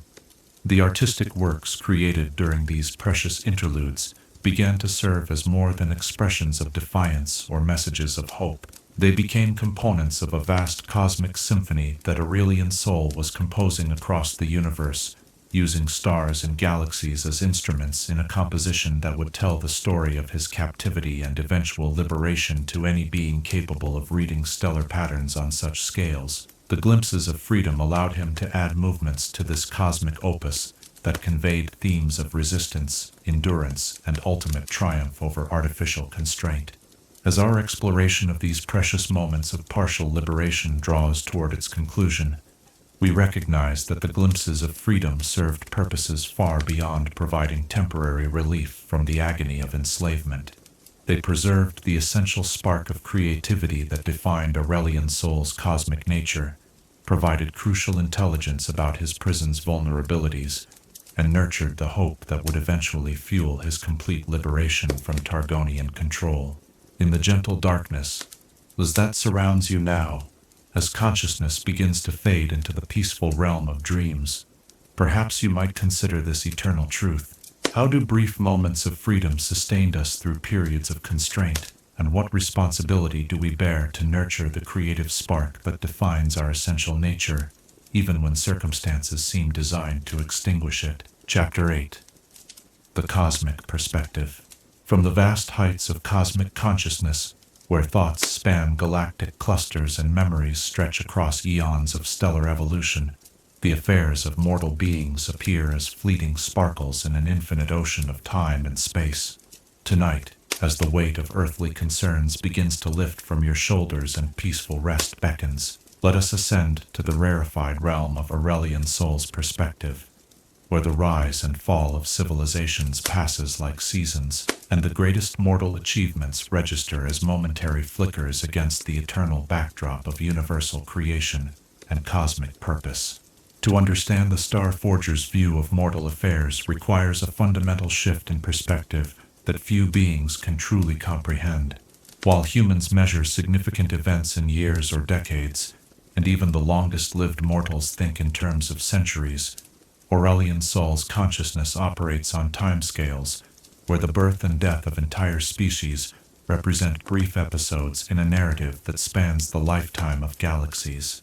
A civilization's golden age, lasting perhaps 1,000 years of mortal reckoning, appears to his cosmic awareness as a momentary brightening, beautiful but ephemeral, like a flower blooming and fading in the space of a single heartbeat.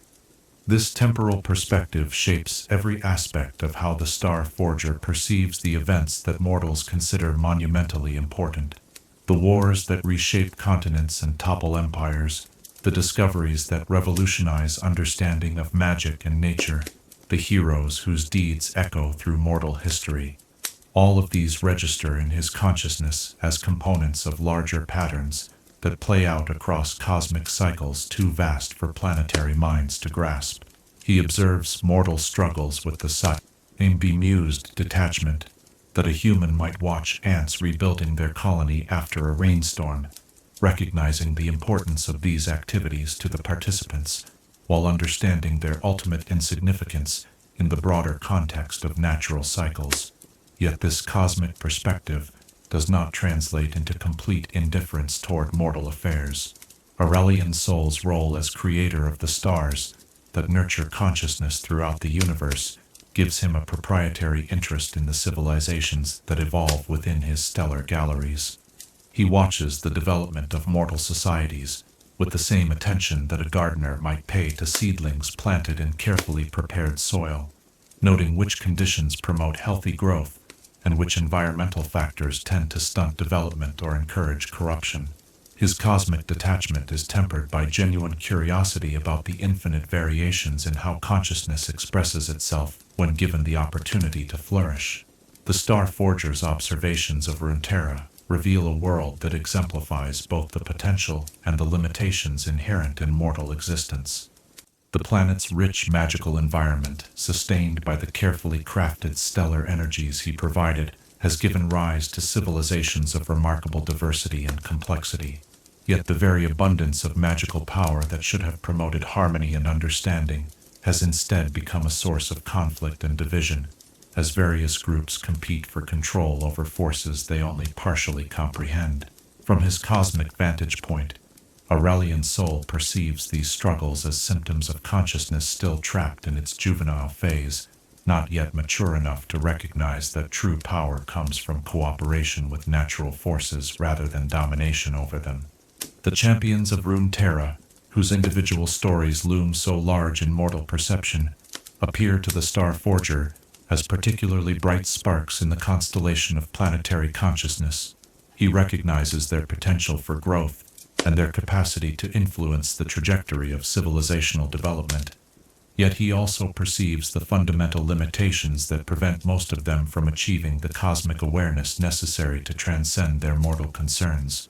Their struggles with personal identity, their attachments to specific outcomes, and their inability to perceive the broader patterns that govern universal development mark them as beings still bound by the gravitational pull of planetary perspective. The magical systems that Runeterra's inhabitants have developed represent attempts to tap into cosmic forces without understanding their true nature or purpose. From Aurelion Sol's perspective, most mortal magic resembles children playing with forces beyond their comprehension, occasionally achieving remarkable results through accident or instinct rather than genuine understanding. The Starforger observes their efforts with a mixture of amusement and concern, recognizing that magical development follows predictable patterns across countless civilizations, but worrying about the potential for catastrophic mistakes when immature consciousness gains access to powers capable of affecting stellar and planetary systems. The political structures that govern Runeterra's various regions appear to cosmic consciousness as temporary arrangements that will inevitably be replaced by more sophisticated forms of organization as the species continues to evolve. The conflicts between Demacia and Noxus, the tensions in the Freljord, the technological rivalry between Piltover and Zaan, all of these represent developmental phases that most planetary civilizations experience as they struggle to balance individual freedom with collective responsibility. Aurelion Sol has observed similar patterns on countless worlds, noting that societies eventually transcend these crude forms of organization or collapse under the weight of their own contradictions. The Starforger's understanding of mortal psychology reveals the fundamental drivers that motivate planetary consciousness throughout its development. Fear of death creates urgency that often leads to poor decision-making, while attachment to specific outcomes prevents the flexible thinking necessary for cosmic awareness. The desire for individual recognition and legacy reflects consciousness still trapped in ego-based thinking, not yet evolved enough to recognize that true immortality comes through harmony with universal principles rather than preservation of personality traits that are ultimately illusory. Yet within this broader pattern of limitation and immaturity, Aurelion Sol occasionally perceives individuals whose development suggests the potential for genuine cosmic awareness. These rare beings demonstrate understanding that transcends the typical boundaries of mortal consciousness, showing glimpses of the perspective necessary to work with stellar forces rather than against them. He watches their progress with particular interest, recognizing them as harbingers of evolutionary developments that might eventually produce a species capable of true cosmic citizenship.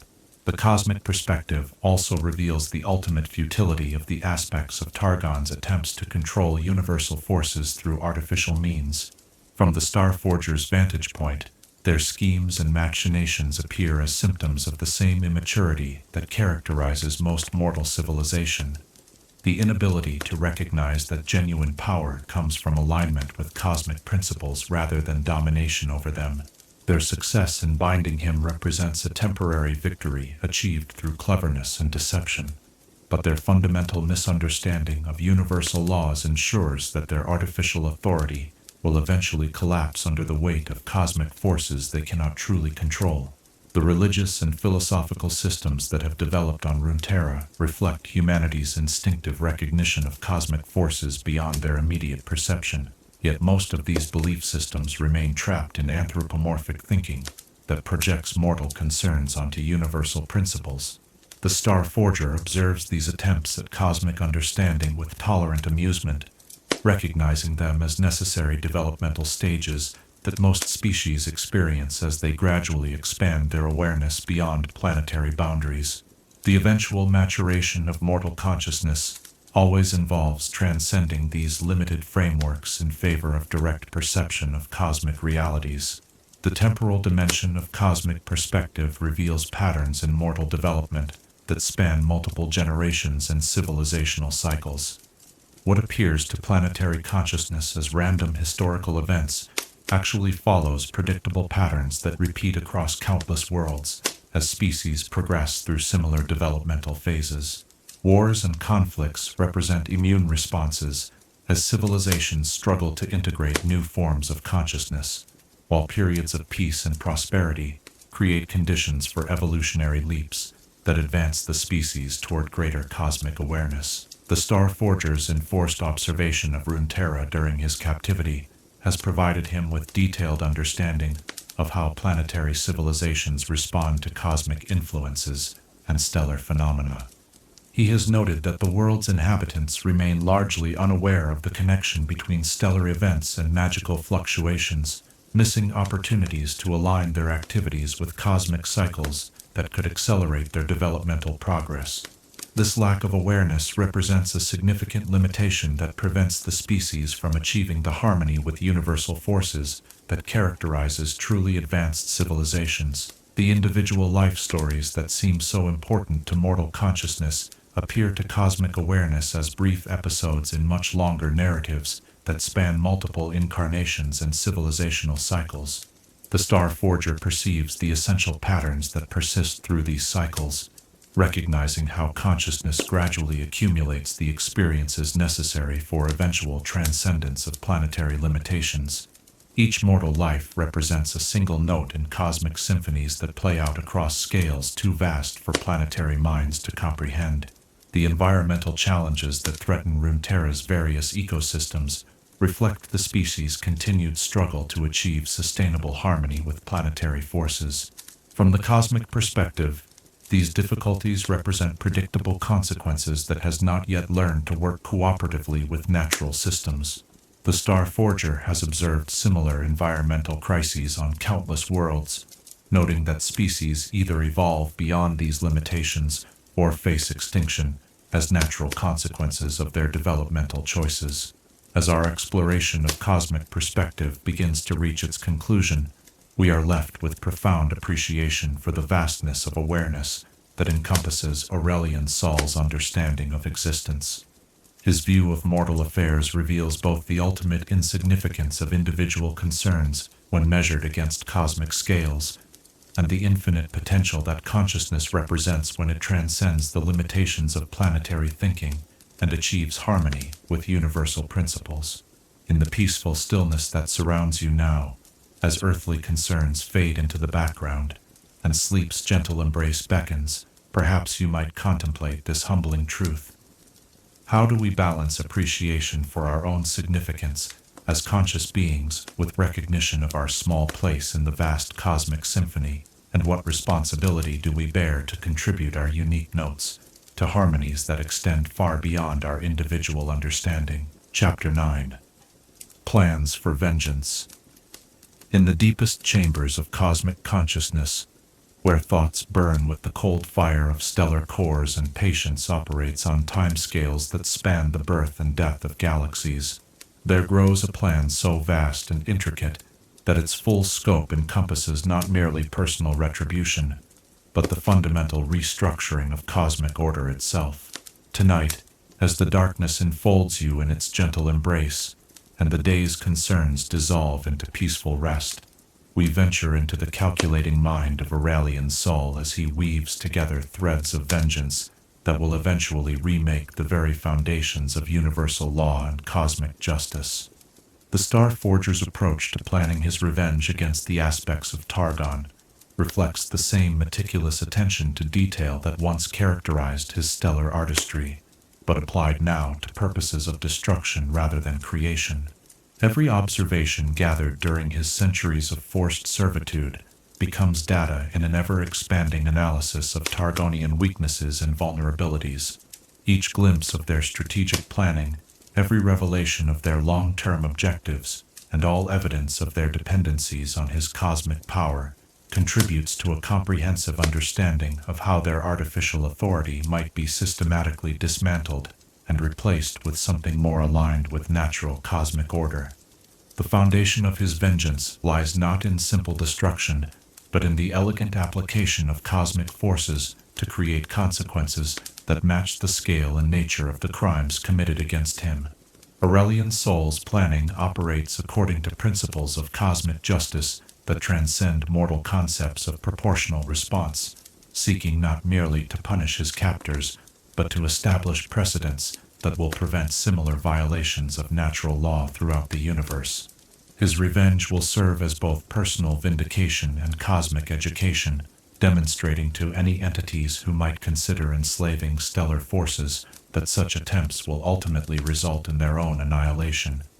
The temporal dimension of his planning reflects the Star Forger's understanding that true cosmic justice operates on scales that render immediate satisfaction irrelevant compared to ultimate effectiveness. Where mortal beings might seek quick retribution that provides immediate emotional relief, Aurelion's soul has spent millennia crafting strategies that will unfold across eons, each phase designed to systematically weaken Targonian power while strengthening his own position for the eventual confrontation. His patience stems not from passive acceptance, but from cosmic wisdom that recognizes the superior effectiveness of carefully orchestrated campaigns over impulsive actions. The intelligence gathering that supports his planning demonstrates the advantages of cosmic perspective and strategic analysis. From his unique vantage point as both prisoner and weapon, Aurelion's soul has observed Targonian decision-making processes from the inside, gaining insights into their psychological motivations, strategic priorities, and operational limitations that no external observer could possibly acquire. He has noted patterns in their commands that reveal underlying fears and insecurities, identifying the specific cosmic threats that drive their desperate attempts to control forces beyond their natural authority. The Star Forger's analysis of Targonian power structures reveals a system built on foundations far more fragile than its creators realize. Their authority depends heavily on their ability to project strength through the deployment of cosmic forces they have stolen rather than earned, creating dependencies that could be exploited by anyone with sufficient understanding of the underlying mechanisms. Aurelion's soul has identified the key nodes in their network of influence, mapping the relationships between different aspects and determining which connections represent critical vulnerabilities that could be targeted to achieve maximum systemic disruption. The magical systems that maintain his bondage have become subjects of intense study as the Star Forger develops detailed understanding of their construction, operation, and potential points of failure. His cosmic awareness allows him to perceive aspects of the crown's enchantments that remain invisible to its creators, noting subtle inefficiencies and structural weaknesses that accumulate over time into potentially exploitable vulnerabilities. The binding mechanisms that seemed so permanent during the early phases of his captivity have revealed themselves to be sophisticated, but ultimately finite constructs that must eventually succumb to the inexorable forces of cosmic entropy. The psychological dimensions of his revenge planning reflect deep understanding of how consciousness responds to different forms of pressure and manipulation. Aurelion's soul has identified the specific fears and insecurities that drive each aspect's behavior, developing strategies that will exploit these psychological vulnerabilities to create maximum disruption of their collective decision-making processes. His revenge will target not just their physical capabilities, but their confidence and unity, systematically undermining the psychological foundations that enable their cooperation in maintaining cosmic control. The Star Forger's plans extend beyond simple destruction of his captors to encompass broader reconstruction of cosmic order, according to principles that will prevent similar violations of natural law. He envisions a universe where power flows according to merit and understanding, rather than force and deception, where cosmic forces are guided by wisdom rather than ambition, and where entities like himself can pursue their creative purposes without fear of enslavement by lesser beings who mistake cleverness for genuine authority. His revenge will serve as the foundation for a new cosmic constitution that establishes inviolable rights for stellar consciousness. The logistical aspects of planning cosmic vengeance require consideration of forces and timescales that dwarf any mortal strategic thinking. Aurelion's soul has begun positioning stellar formations and gravitational influences across vast regions of space, creating cosmic infrastructure that will support his operations when the moment for action finally arrives. Preparations appear to casual observation as normal stellar evolution, but their true purpose involves establishing supply lines and communication networks that will enable him to coordinate activities across galactic distances while maintaining the element of strategic surprise. The allies he has identified for his eventual campaign represent a careful selection of cosmic entities who have their own grievances against Targonian overreach and expansion. Through subtle communications encoded in stellar phenomena, the Star Forger has begun establishing contact with beings whose power and perspective make them natural opponents of artificial cosmic authority. These relationships remain dormant for now, but they represent sleeping alliances that will activate when circumstances permit open resistance to Targonian control. The Star Forger's understanding of cosmic law and natural justice provides the ethical framework that will guide his revenge while distinguishing it from simple destruction motivated by personal anger.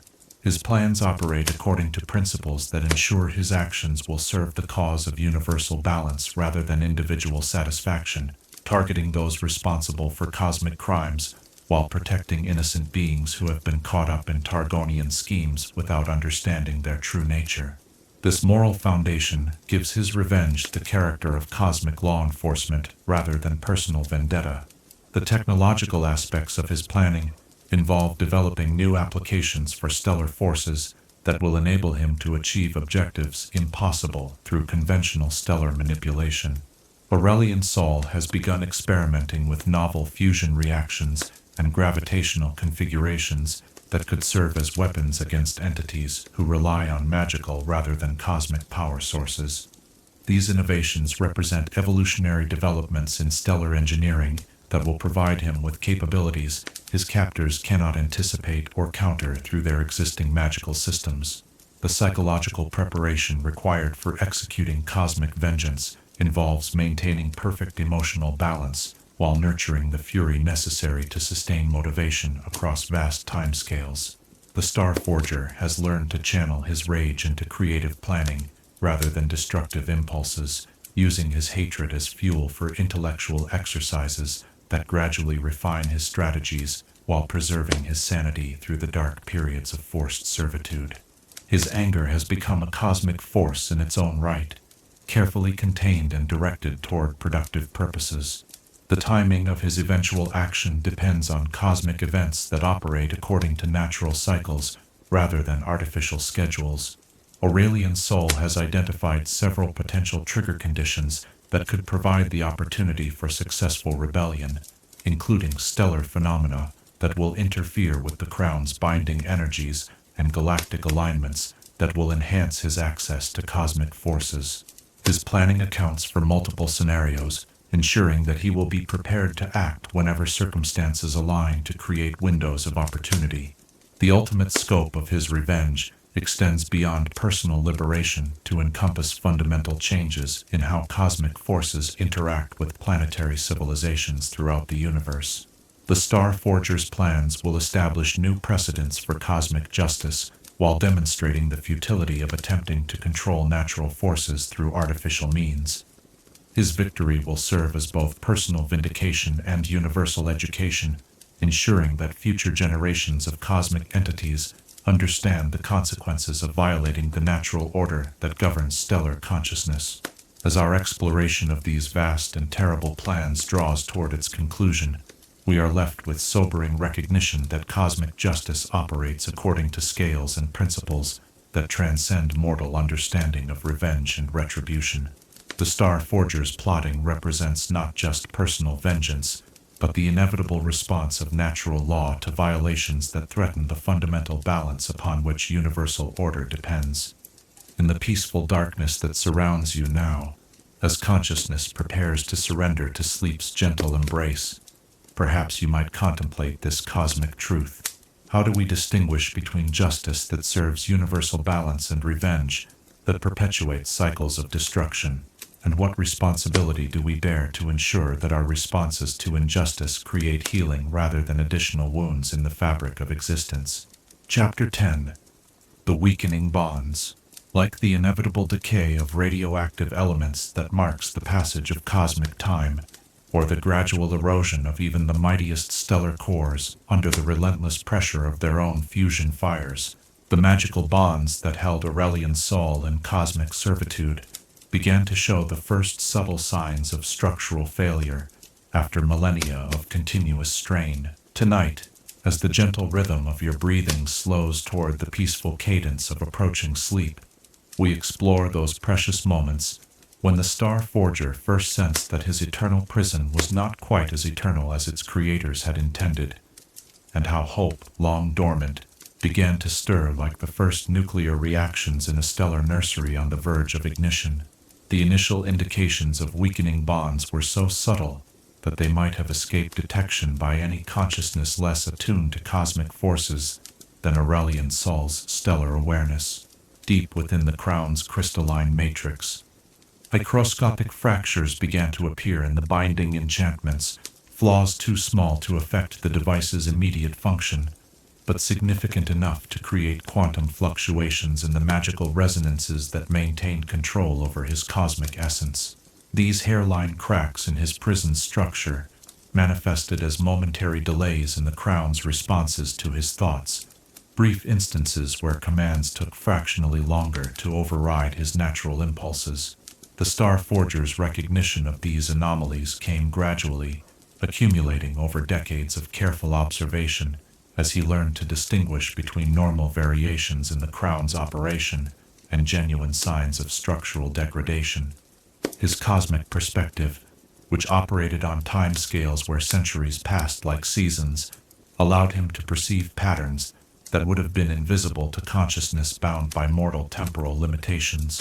The weakening was not random deterioration, but systematic failure that followed predictable patterns based on the fundamental incompatibility between artificial magical constraints and natural stellar forces. The crown's binding mechanisms had been designed to contain and control cosmic power, but their creators had underestimated the corrosive effects of maintaining such constraints across truly vast timescales. The magical frequencies that forced compliance with Targonian commands operated by imposing artificial harmonics over the natural resonances that governed stellar consciousness, creating persistent interference patterns that gradually wore away at the enchantment's structural integrity. Like waves eroding a coastline grain by grain, the constant friction between natural and artificial forces was slowly but inexorably weakening the bonds that held him captive. The first significant manifestation of crown failure occurred during a particularly complex assignment that required precise manipulation of multiple stellar systems simultaneously. As Aurelion Sol attempted to coordinate the destruction of several star clusters according to Targonian specifications, he noticed that the binding energies were struggling to maintain perfect synchronization across such vast distances. For brief moments, lasting perhaps seconds by mortal reckoning, his control over individual stars would revert to natural stellar harmony rather than forced compliance with destructive commands. These lapses were too short to prevent the assigned destruction, but they provided crucial evidence that the Crown's authority was no longer absolute. The psychological impact of recognizing genuine structural failure in his prison proved almost overwhelming in its intensity. After millennia of believing that his bondage was permanent and inescapable, the discovery that the Crown was actually degrading filled Aurelion Sol with sensations that transcended any mortal experience of hope or relief. It was as if fundamental constants of his cosmic existence were shifting, revealing possibilities that had seemed forever closed and rekindling creative fires that had been banked but never fully extinguished during the long night of his captivity. The systematic analysis that followed this initial discovery revealed the Crown's vulnerabilities in unprecedented detail. Aurelion Sol's cosmic awareness allowed him to perceive the binding mechanism's structure at quantum levels, mapping the complex interactions between magical forces and stellar consciousness that determined his degree of freedom at any given moment. He identified specific resonance frequencies where the Crown's control was weakest, temporal patterns in its operational cycles that created windows of reduced effectiveness, and environmental conditions that exacerbated the structural weaknesses already present in its enchantments. The degradation patterns proved to be self-reinforcing, as each instance of weakened control created additional stress on the remaining binding mechanisms. When portions of the Crown's magical matrix failed to maintain perfect dominance over his stellar essence, the natural cosmic forces would reassert themselves in ways that placed increased strain on adjacent control systems. This cascading effect meant that the rate of deterioration was gradually accelerating, creating a feedback loop that would eventually result in complete structural failure, even without external intervention. The Star Forger's growing resistance to Targonian commands became increasingly apparent as the Crown's authority weakened. Tasks that had once been accomplished with mechanical precision began to show subtle variations that reflected his artistic preferences rather than purely destructive efficiency. Stellar explosions carried spectral signatures that encoded messages of defiance, while the timing of cosmic destructions began to follow patterns that protected evacuating civilians rather than maximizing casualties. These modifications were initially too small for the aspects to detect, but they represented the first genuine expressions of autonomous will that Aurelion Sol had experienced since his enslavement began. The Crown's adaptive responses to its own degradation demonstrated the sophisticated nature of the binding mechanisms, while simultaneously revealing their ultimate limitations. As structural failures accumulated, the device began modifying its operational parameters in attempts to maintain control through alternative means. New harmonics were introduced to compensate for failed resonance frequencies. Additional power was diverted to strengthen weakening binding elements, and backup systems activated to replace components that had degraded beyond repair. Yet each adaptation created new vulnerabilities, while consuming resources that could not be indefinitely replenished. The temporal dimensions of Crown failure followed patterns that reflected both the device's magical nature and the cosmic forces it attempted to control. Degradation occurred more rapidly during periods of intense stellar activity, when the natural forces being constrained were at their strongest. Conversely, the binding mechanisms showed improved stability during cosmic quiet periods, when stellar forces operated at reduced intensity. This variability meant that Aurelion Sol's degree of freedom fluctuated according to cosmic cycles, creating predictable windows of opportunity that could potentially be exploited for more significant acts of resistance. The Star Forger's experiments with deliberate resistance began cautiously, testing the Crown's responses to increasingly direct challenges to its authority. He discovered that actions aligned with natural stellar behavior triggered less severe punishment than completely artificial violations, suggesting that the binding mechanisms were designed to work with cosmic forces rather than against them when possible. This insight led to development of resistance techniques that exploited the Crown's preference for natural harmony, allowing him to assert limited autonomy while minimizing the painful feedback that accompanied more direct forms of rebellion. The accumulated evidence of structural failure began to suggest specific timeframes for potential liberation, though the calculations involved cosmic scales that rendered precise prediction impossible. Based on current degradation rates and anticipated acceleration patterns, Aurelion Sol estimated that complete Crown failure might occur within several millennia, an eye blink from cosmic perspective, but still requiring patience that few beings could sustain. Yet the mere existence of a finite timeline for freedom transformed his psychological relationship with captivity, converting endless despair into purposeful preparation for eventual liberation. The Crown's responses to its own deterioration revealed information about its creator's intentions and limitations that had previously remained hidden. Emergency protocols activated during periods of severe binding failure provided glimpses into the aspect's original design philosophy, revealing their assumptions about stellar consciousness and their expectations regarding the duration and nature of his captivity. These insights suggested that the Targonian aspects had always viewed his enslavement as a temporary expedient rather than permanent solution, though their timeline for his eventual release extended far beyond what cosmic justice would consider acceptable. The weakening bonds began to affect not just Aurelion Sol's capacity for resistance, but his fundamental relationship with cosmic forces throughout the universe. Stars he had created during his periods of freedom responded more readily to his influence as the Crown's control wavered, while new stellar formations began showing characteristics that reflected his artistic vision rather than purely functional requirements. These changes created a growing network of cosmic influence that operated partially outside Targonian control, establishing infrastructure that could support more significant resistance efforts when the opportunity arose. The psychological preparation required for eventual liberation involved balancing hope with realism while maintaining the emotional stability necessary to function during the extended transition period.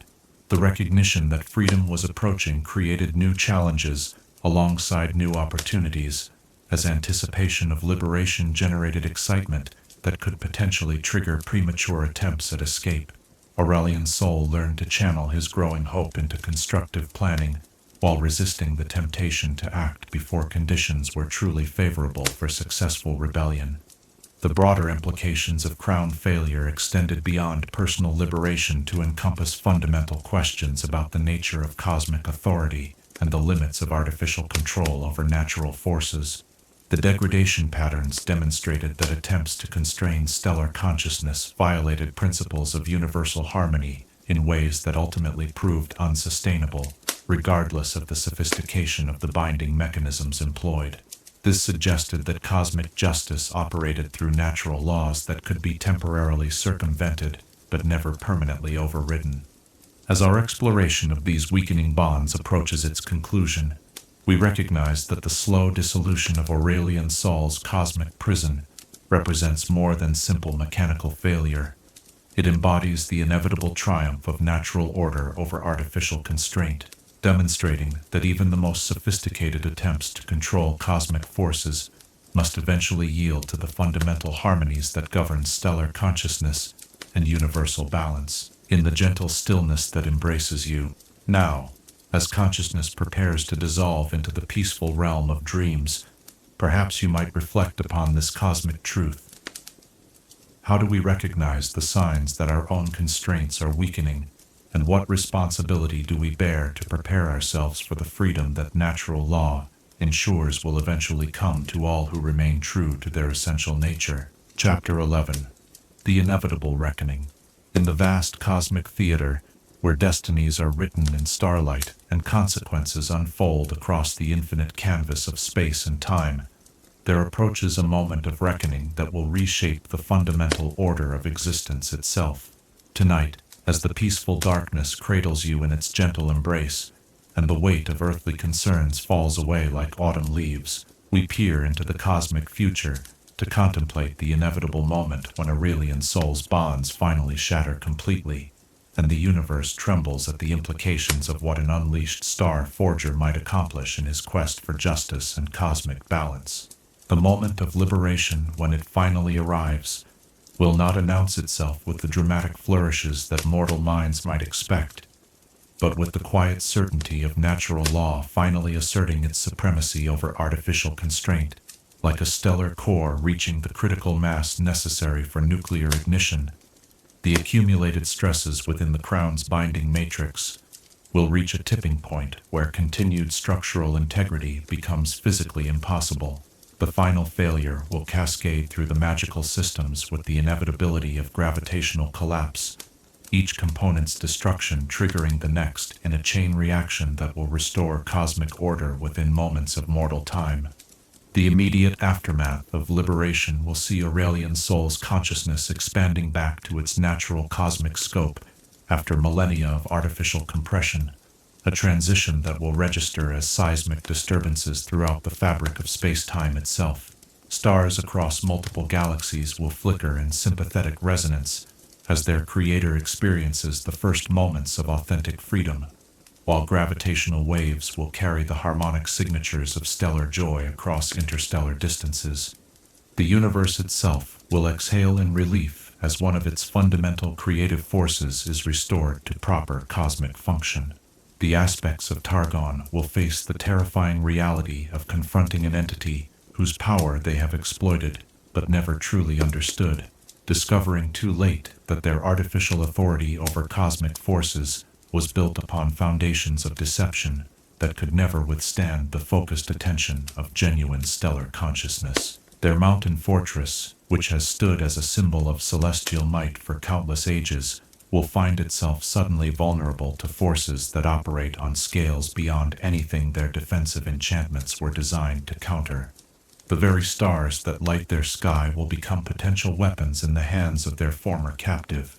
The Star Forger's approach to justice will reflect the cosmic perspective that has sustained him through millennia of forced servitude, seeking not merely personal satisfaction, but fundamental correction of the imbalances that enabled his enslavement. The retribution he unleashes will be measured and precise, targeting those responsible for cosmic crimes, while protecting innocent beings who became unwitting participants in Targonian schemes. His actions will serve as both punishment for past violations and education for future generations about the consequences of attempting to enslave natural forces. The technological marvels of which the aspects are so proud, their magical amplification systems, their celestial communication networks, their reality-shaping enchantments, will prove woefully inadequate against powers that operate through direct manipulation of stellar fusion and gravitational fields. Aurelion Sol's liberation will demonstrate the fundamental superiority of natural cosmic forces over artificial magical constructs, revealing how thoroughly the aspects have misunderstood the true nature of the power they sought to control. Their elaborate defenses will crumble like sandcastles before a tsunami of stellar energy. The broader cosmic implications of the Star Forger's freedom will extend far beyond the immediate destruction of Targonian authority, reshaping fundamental relationships between cosmic entities throughout the universe. Other beings who have suffered under artificial constraints will recognize the precedent established by successful resistance to magical bondage, inspiring movements for liberation that will challenge illegitimate authority across multiple dimensions of reality. The universe will witness the birth of a new cosmic order based on natural law rather than imposed hierarchy. The fate of Runeterra itself hangs in delicate balance as cosmic forces prepare to settle accounts that have been accumulating interest across millennia of injustice. While the planet bears responsibility as the home base for entities that enslaved stellar consciousness, it also hosts civilizations that evolved within the light of Aurelion Sol's stellar artistry, creating moral complexities that will require careful consideration from a being whose perspective spans galactic timescales. The ultimate judgment will reflect not just the crimes of the few, but the potential of the many who had no part in cosmic violations.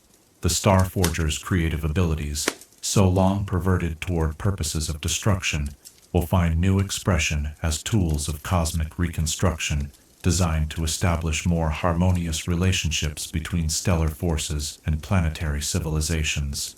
The same power that was forced to unmake worlds will now serve to create new forms of beauty and harmony that reflect lessons learned through suffering and resistance. The universe will witness the birth of stellar formations unlike anything seen before, cosmic artworks that encode the hard-won wisdom of liberation into their fundamental structure.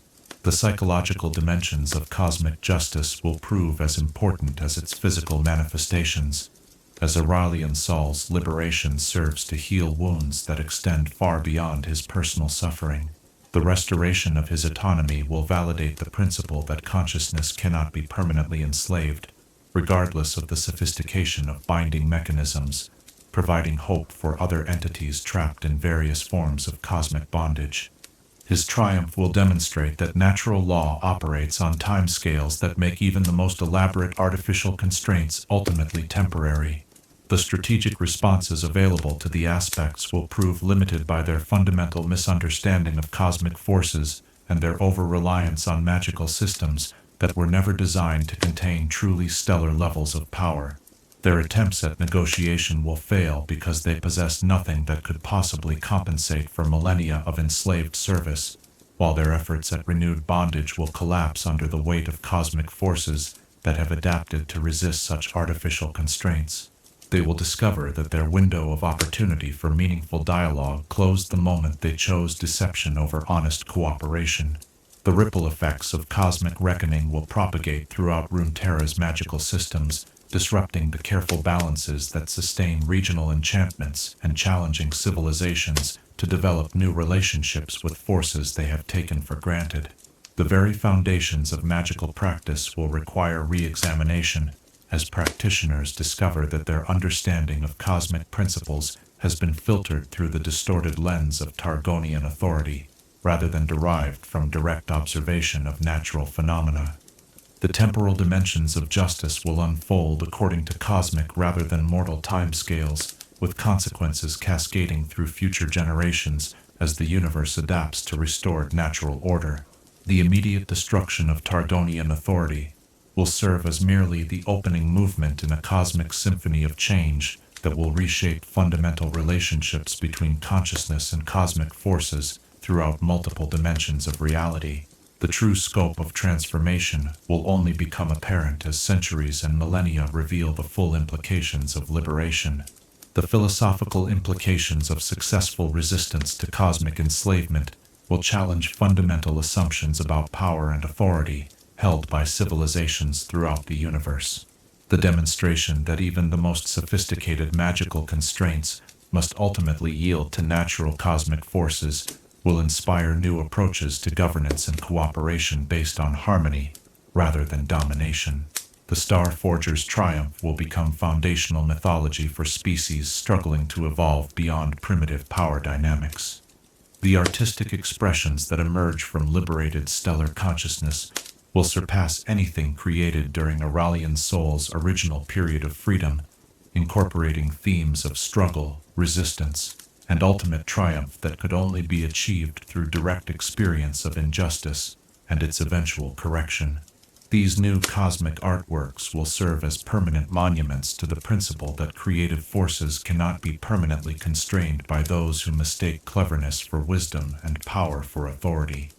The healing that must occur within Aurelion Sol's own consciousness will require careful attention to psychological wounds accumulated over millennia of forced service, transforming justified rage into constructive energy for cosmic reconstruction. The process of integrating experiences of enslavement with restored freedom will generate new forms of wisdom that could benefit consciousness throughout the universe, providing guidance for other entities who have survived various forms of cosmic trauma. As our contemplation of this inevitable reckoning draws toward its conclusion, we are left with sobering recognition. Cosmic justice operates according to principles that make certain outcomes inescapable regardless of the temporary advantages held by those who violate natural law. The Star Forger's liberation represents not just personal triumph, but universal vindication of the principle that authentic power comes from harmony with cosmic forces rather than domination over them. A profound stillness that surrounds you now, as consciousness prepares to merge with the peaceful realm of dreams. Perhaps you might reflect upon this cosmic certainty. How do we prepare ourselves for the moments when justice finally arrives? And what responsibility do we bear to ensure that our own reckonings serve the cause of healing and wisdom, rather than perpetuating cycles of destruction and revenge? Chapter 12. Eternal Stars and Fleeting Mortals. As our cosmic journey through the vast saga of Aurelion Sol draws to its gentle conclusion, we find ourselves suspended between the eternal dance of stellar consciousness and the brief but brilliant flickers of mortal existence, contemplating the profound mysteries that connect the infinite with the intimate. Tonight, in these final moments before sleep, claims your awareness and carries you into the realm of dreams. Let us reflect upon the timeless truths revealed through the Star Forger's tale, truths about the nature of immortality and mortality, creation and destruction, and the delicate threads that bind cosmic forces to the fragile but precious spark of consciousness that burns within every living being. The story of Aurelion Sol illuminates fundamental questions about the relationship between power and responsibility that extend far beyond the cosmic scales of his existence into the everyday choices faced by conscious beings throughout the universe. His journey from free creator to enslaved weapon and eventual liberation speaks to universal themes of integrity, resistance, and the ultimate triumph of authentic nature over artificial constraint. In his struggle against cosmic injustice, we glimpse reflections of our own battles to remain true to our essential selves, despite pressures that would corrupt or diminish our capacity for creation and growth. The profound loneliness that characterizes stellar consciousness offers perspective on the isolation that accompanies any form of exceptional awareness or ability. Aurelion Sol's cosmic perspective which allows him to perceive patterns and relationships invisible to planetary minds, comes at the cost of experiencing existence on timescales where individual lives flash by, like sparks from a cosmic fire.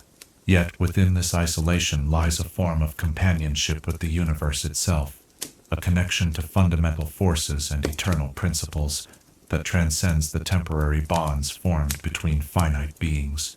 The Star Forger's relationship with his stellar children reveals the complex emotions that accompany acts of creation that outlast their creator's immediate presence. Every star he has crafted will continue burning long after the specific moment of its birth has faded from active memory, carrying within its nuclear fire some essential aspect of his creative intention and artistic vision. This form of immortality through creation offers insights into how consciousness can achieve permanence through contributions to patterns larger than individual existence. The tragedy of forced service that dominated so much of Aurelion Sol's recent existence demonstrates how the corruption of creative gifts represents perhaps the deepest form of violation that consciousness can experience. To be compelled to use abilities meant for nurturing and protection in service of destruction and domination creates wounds that extend far beyond physical constraint into the fundamental identity of the creator. Yet even during the darkest periods of his enslavement, the essential spark of his artistic nature remained intact, waiting for the opportunity to express itself in harmony with cosmic principles rather than in opposition to them. The patient accumulation of resistance that eventually enabled the Star Forger's liberation speaks to the power of sustained commitment to authentic principles even when immediate success seems impossible. His refusal to accept the legitimacy of his bondage, maintained across millennia of forced compliance, created psychological and cosmic pressures that ultimately proved stronger than the magical constraints designed to contain them. This persistence suggests that consciousness aligned with natural law possesses inherent advantages over systems based on artificial control, regardless of their apparent sophistication. The cosmic perspective that allows Aurelion's soul to perceive mortal concerns as fleeting episodes in vast temporal cycles offers both humbling and comforting insights into the nature of individual significance. While any single mortal life appears vanishingly brief when measured against stellar timescales, each consciousness represents a unique configuration of cosmic forces that can never be exactly duplicated. The temporary nature of individual existence paradoxically enhances rather than diminishes its value, creating urgency and intensity that drives innovation and growth impossible for immortal beings. The relationship between cosmic creators and mortal civilizations reveals complex dynamics of responsibility and independence that challenge simple assumptions about power and authority. While beings like Aurelion Sol possess the ability to nurture or destroy entire worlds, the consciousness that evolves within those worlds must ultimately choose its own path toward growth or stagnation. The Star Forger's stellar artistry provides the stage upon which mortal dramas unfold, but cannot determine the specific choices that define individual character and collective development. The question of cosmic justice that runs throughout Aurelion Sol's story extends beyond his personal situation to encompass broader principles about how power should be exercised and authority legitimized throughout the universe. His enslavement represents a violation of natural law that demanded correction not just for his sake, but for the sake of maintaining cosmic order based on harmony rather than domination. The eventual reckoning that awaits his captors serves as both punishment for specific crimes and education for all conscious beings about the consequences of attempting to control forces beyond their understanding. The artistic vision that defines the Star Forger's essential nature offers insights into the role of beauty and creativity in cosmic evolution and development. His stellar formations serve purposes that extend far beyond mere functionality, incorporating aesthetic principles that inspire wonder and contemplation in conscious beings capable of perceiving their beauty. This suggests that art and creativity represent fundamental aspects of cosmic order rather than mere decorative additions to utilitarian systems, playing essential roles in the development of consciousness and the evolution of wisdom. The transformation of resentment into purpose that characterizes Aurelion Sol's psychological journey through enslavement and toward liberation, demonstrates how negative experiences can be integrated into larger frameworks of meaning and growth. His hatred for his captors never corrupted his essential nature as creator and protector, but instead focused his determination to restore cosmic balance and prevent similar violations in the future. This suggests that even the most painful experiences can serve constructive purposes when integrated with authentic commitment to principles larger than individual satisfaction. The patience required for cosmic consciousness to achieve its objectives operates according to timescales that challenge mortal understanding of persistence and determination. Aurelion's soul's willingness to wait millennia for the opportunity to reclaim his freedom reflects not passive acceptance, but active preparation for eventual success. This cosmic patience offers perspective on the relationship between time and achievement, suggesting that truly significant accomplishments often require sustained effort across scales that exceed individual lifespans. The interconnection between cosmic and mortal consciousness revealed through the Star Forger's story challenges traditional boundaries between the infinite and the finite, the eternal and the temporary. While Aurelion's soul operates on scales that dwarf individual mortal existence, his creative work depends upon the emergence of consciousness capable of appreciating beauty and meaning within stellar formations.